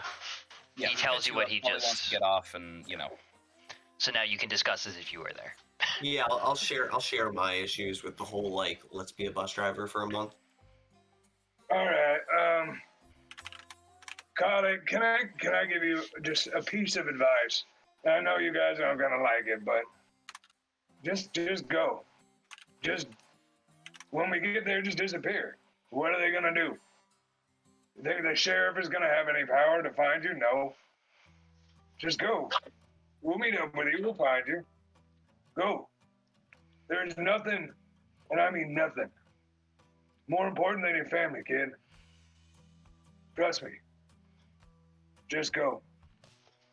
I mean, I appreciate it, man, but like, I'm kind of stuck. I need to, but all I need is a couple days. It's not like I think I have. Kali like looks at a watch on his wrist that's not there. He goes, I think I have like 6 days left until I lose complete track, and then I'm lost regardless. So I might as well come back, help you guys with whatever the hell you're doing, and then I can look while we're doing whatever. But all I need is a couple days. Yeah, don't worry about us. Don't worry about what we're doing. Just go. Yes. Do not worry about us. Worry about the other people in Shitpile and come up with a contingency. Bring the pilot with you, and then if you need, disappear, and we will find you again. Yeah, But see, do that's not great. leave all of us. I mean, you can bring the pilot or not. I mean, I'm sure we could find a pilot there, I guess. But Well, look, I I mean, need to get back. the real thing is just go. Don't. I get it. You know, I mean, he's a refrigerator, so he doesn't really understand. But I understand love. man, I don't think so. What do you love? Sugar boards? You love I was going batteries? to say B-cells. I love oil. Yeah. I That have is oil. Fill me up. Stereotyping. Buzz, buzz. I do not like oil. I like B-cells and carbohydrates. Yeah. Oh, we got a pasta bun. Sarah pipes up and she's like, "No, Rhodey has a point there. What if, you ensure the pilot, the alter pilot, happens to be in the first group that goes with you, and then if you just disappear, they have no choice but to accept the plan that you all came with outside today. Because what are they gonna do? He's only got one option, so they have to use this other guy to. And there you go. You force their hand. Kali, you get what you want. We're in the jail right now, right? Yeah, but just together. Okay. Can I just want to express, as we're looking around this entire place, Kali's like keeping an eye on where the sheriff might leave the keys. Yeah, they're probably in his office where you were taken for interrogations, and or on his person. Noted. I just want to keep an eye out. Yeah. I mean, is that the plan you all want to levy to the sheriff tomorrow? Or, Kali, you're looking around quite a bit. I mean, what's the plan here? We should all be on the Just- same page. Take that other pilot with you, just in case something happens to Carly. Oh no. And then you're gone. Does it? As it seems that Mr. L. Flower is unwilling to budge on this issue, I believe that is the best case scenario.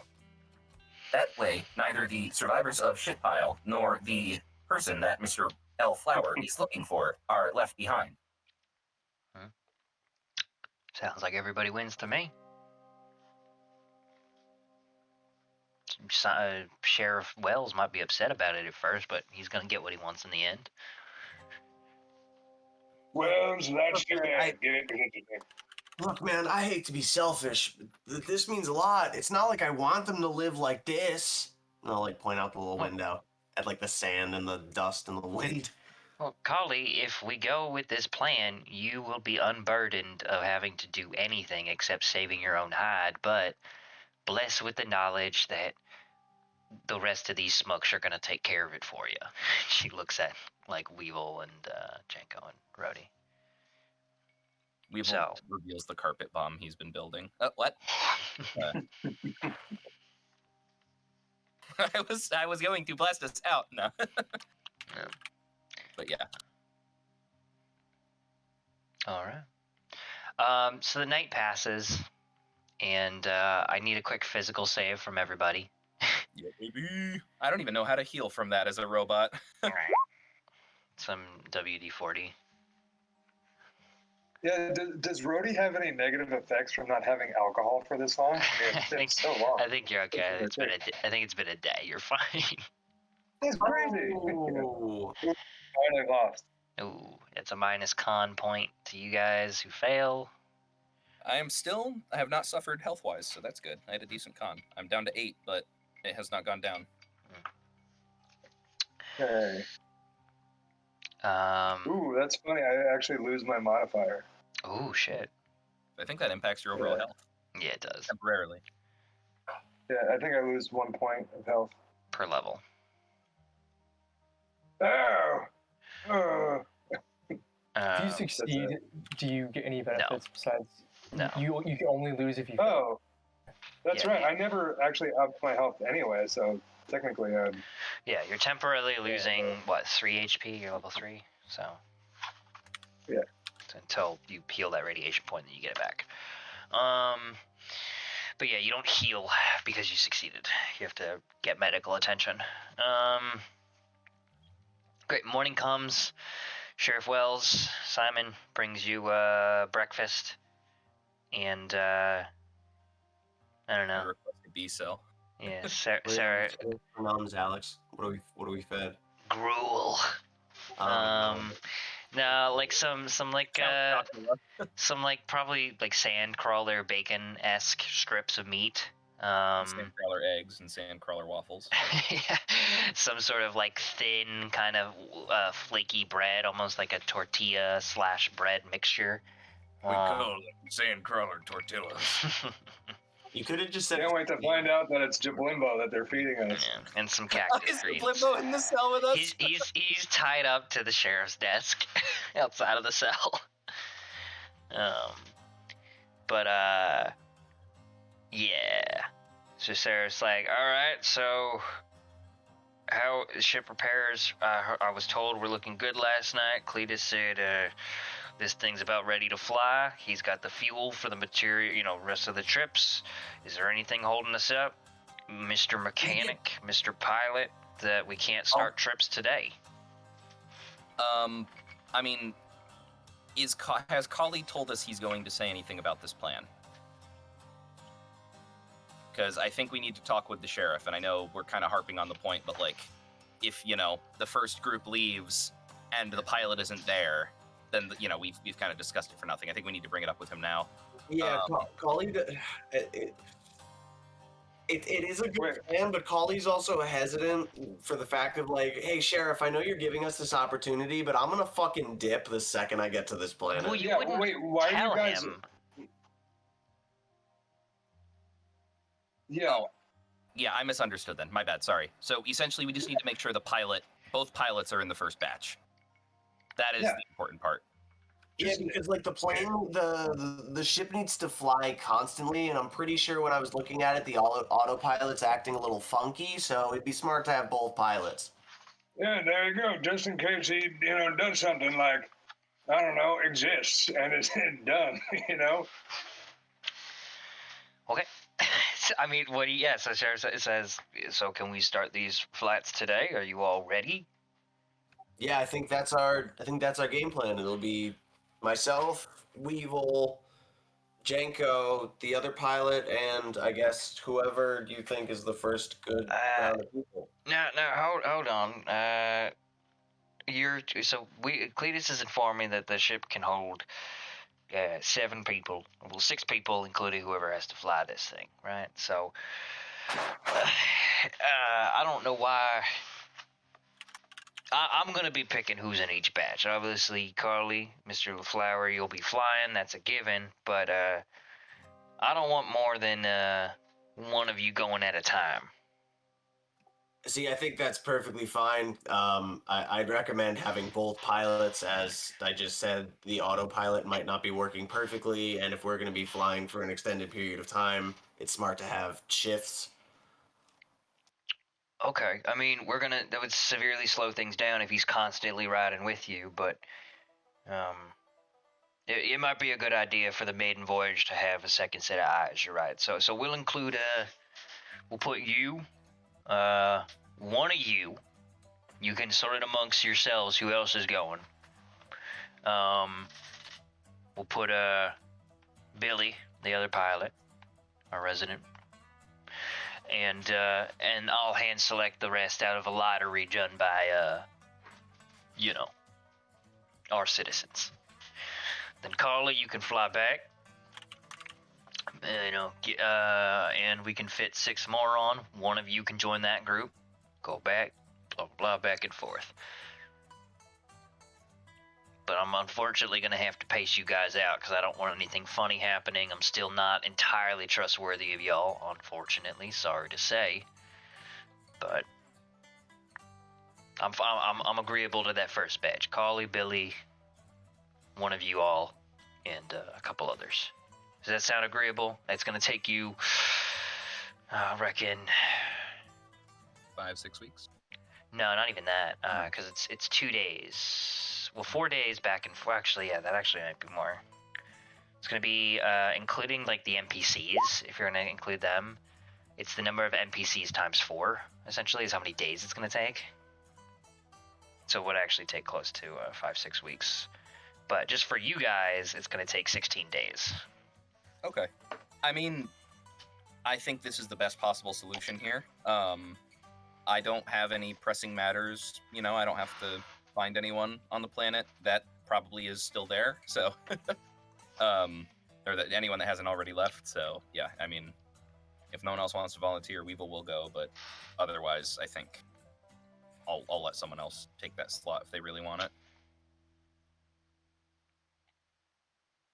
I think it comes down to, do you think Weevil or Janko is more suited to keep eyes on this maiden voyage, seeing if he can fix any issues that pop up?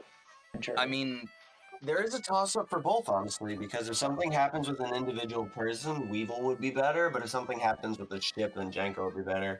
Yeah, Weevil he could potentially administer ship diagnostics and computer side of things, and medical aid, and he's vacuum proof, but also Janko is much more suited for mechanical repairs and stuff like that. So I mean, that's good that you're vacuum proof, because if we all blow up in space, you'll be able to tell our tale. I feel like, to be totally safe, if there's something terribly wrong with the vacuum seal of this thing, with Weevil in there, if everybody starts, suffocating, he won't. He can fix it in the 2 or 3 minutes everybody has. Hell, you guys are doing a good job convincing me I should be the first one off this death planet. Hell yeah. I'm not gonna fight you on it. I mean, I'll take the second trip, but I feel like for this first one, sure, people might be more useful. Yeah, okay. I'll volunteer then, and I'll keep an eye on people in the cockpit and ask June Kim for any bandages or medical aid or anything like that if she's willing to offer it, and just hold it on my person in case there's any kind of So could we try to bring any oxygen that we can find, like, for this trip, just in case, as like a backup, in case we fucked up with our sealing? Yeah. I mean, it's reasonable to say Cletus has a couple of empty containers, like tanks, that he can just basically open up and fill with oxygen. And there'd be enough extra storage room with 6 people in there just to cram those in the corner. All right, and then during this first trip, we will check oxygen levels if you can do that the whole time, and just make sure that... Yeah, I mean, I've got a bioscanner, and, I will be keeping an eye on people, making sure no one faints from lack of oxygen, and, I don't know if I had the chance to fully set up the B-cell thing, but... You did, yeah, you got it. Okay, cool. So, then... that is good to go, and I'm not worried about any kind of imminent ship collapse. Okay, and then I guess Rhodey would be on the 3rd trip out, and then Sarah, and then Kits. We're just gone by the time Kits gets on the planet. I mean, essentially. Nice. Okay, if everyone's good with that order and good with that plan of essentially... the public plan is Collie and Billy are going to co-pilot these together. Weevil's going to tag along just in case something goes wrong with the ship. Just, heavy stack the crew for the maiden voyage. And if everything looks like it's going to hold up, then just Collie will fly back by himself and start shuttling people back and forth. But the real plan is, of course, Collie's going to disappear when he lands planetside and force Billy to take his place. And then after that, essentially Billy will fly back. pick up Janko and a bunch of other people, fly back, pick up Brody and a bunch of other people, fly back, etc., etc. Does that sound like amenable to all your characters? Yeah. Like having agreed to that plan and having Simon essentially agree with like, yeah, you know what, fine. I mean, yeah, that sounds good to me. Okay. Sure. Partially because it's 11:30, partially because I feel like this session has been a lot of talking in circles, and partially because I just want to get a move on. We're gonna fast forward. You tell Simon that the ship is good to go, and you are ready to start ferrying people today. And Kali, you do your final inspection on the plane. You meet Billy Strang, the second pilot of Shitpile, and He's letting discount Collie.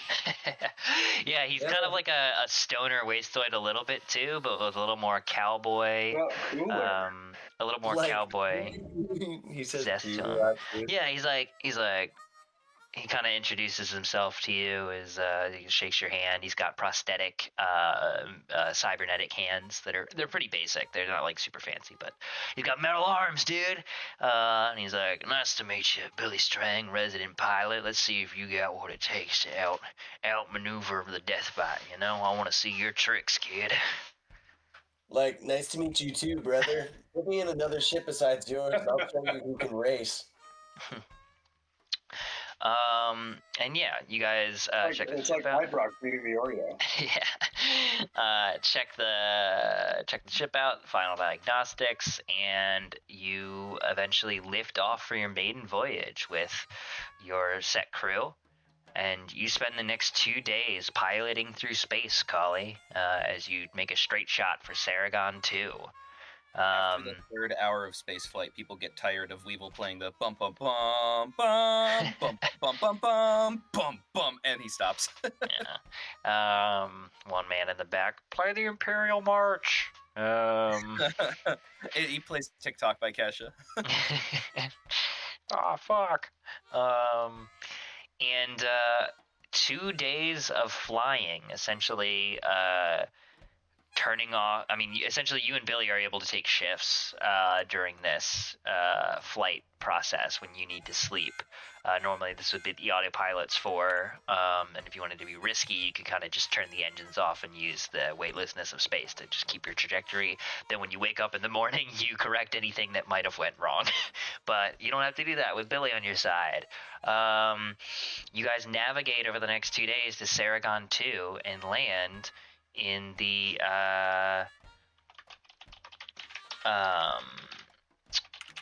bustling harbor, not harbor, it's a desert planet as well. I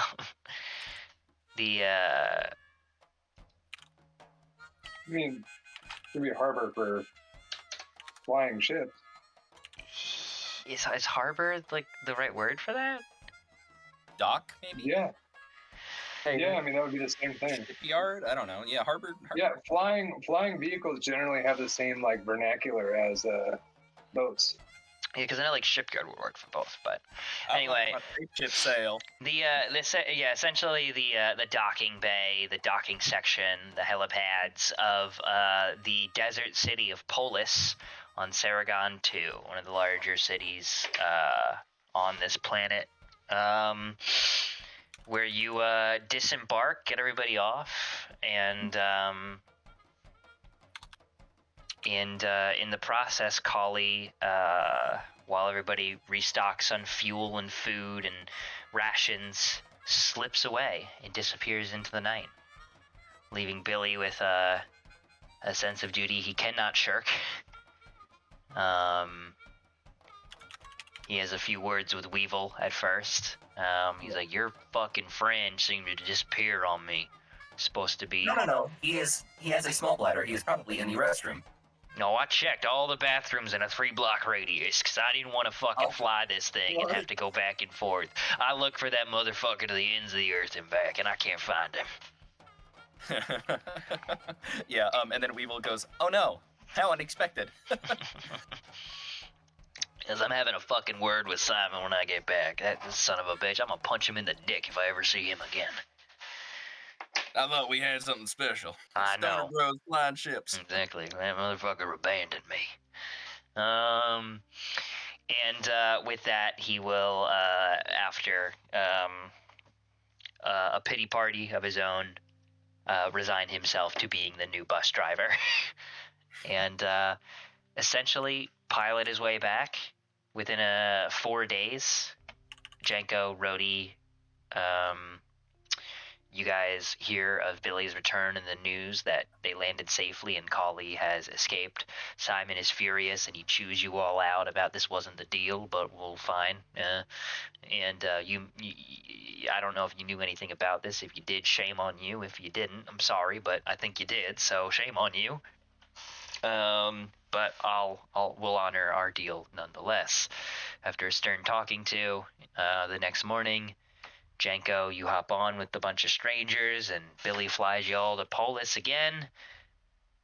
Back to shit pile. Rhodey, you're boarded on. 2 days later, dumped off in Polis, and presumably Sarah and Kits are to follow within the next 4 the next 4 and 8 days respectively, along with a few other shit pile residents. Simon, Zeke, Cletus being among the last to supposedly arrive, and what you gather probably is going to be about a couple of weeks, based on how many people were left in shit pile after Rhodey, the last of the players, was dropped off in Polis. Yep. But with that, we'll get into what Kali did immediately after disappearing, what Weevil was doing in the 2 days prior to Jenko's arrival.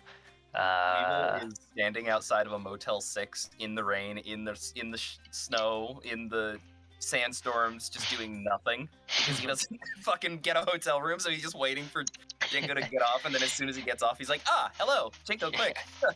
Yeah, what Jenko is doing in the 2 days since Rhodey arrives, what Rhodey's doing when he arrives. If you guys wait for, I don't know, I want to talk to Simon one more time. If you guys wait in Polis for the next 2 weeks, et cetera, we'll get into all that next session. Hell yeah. Yeah.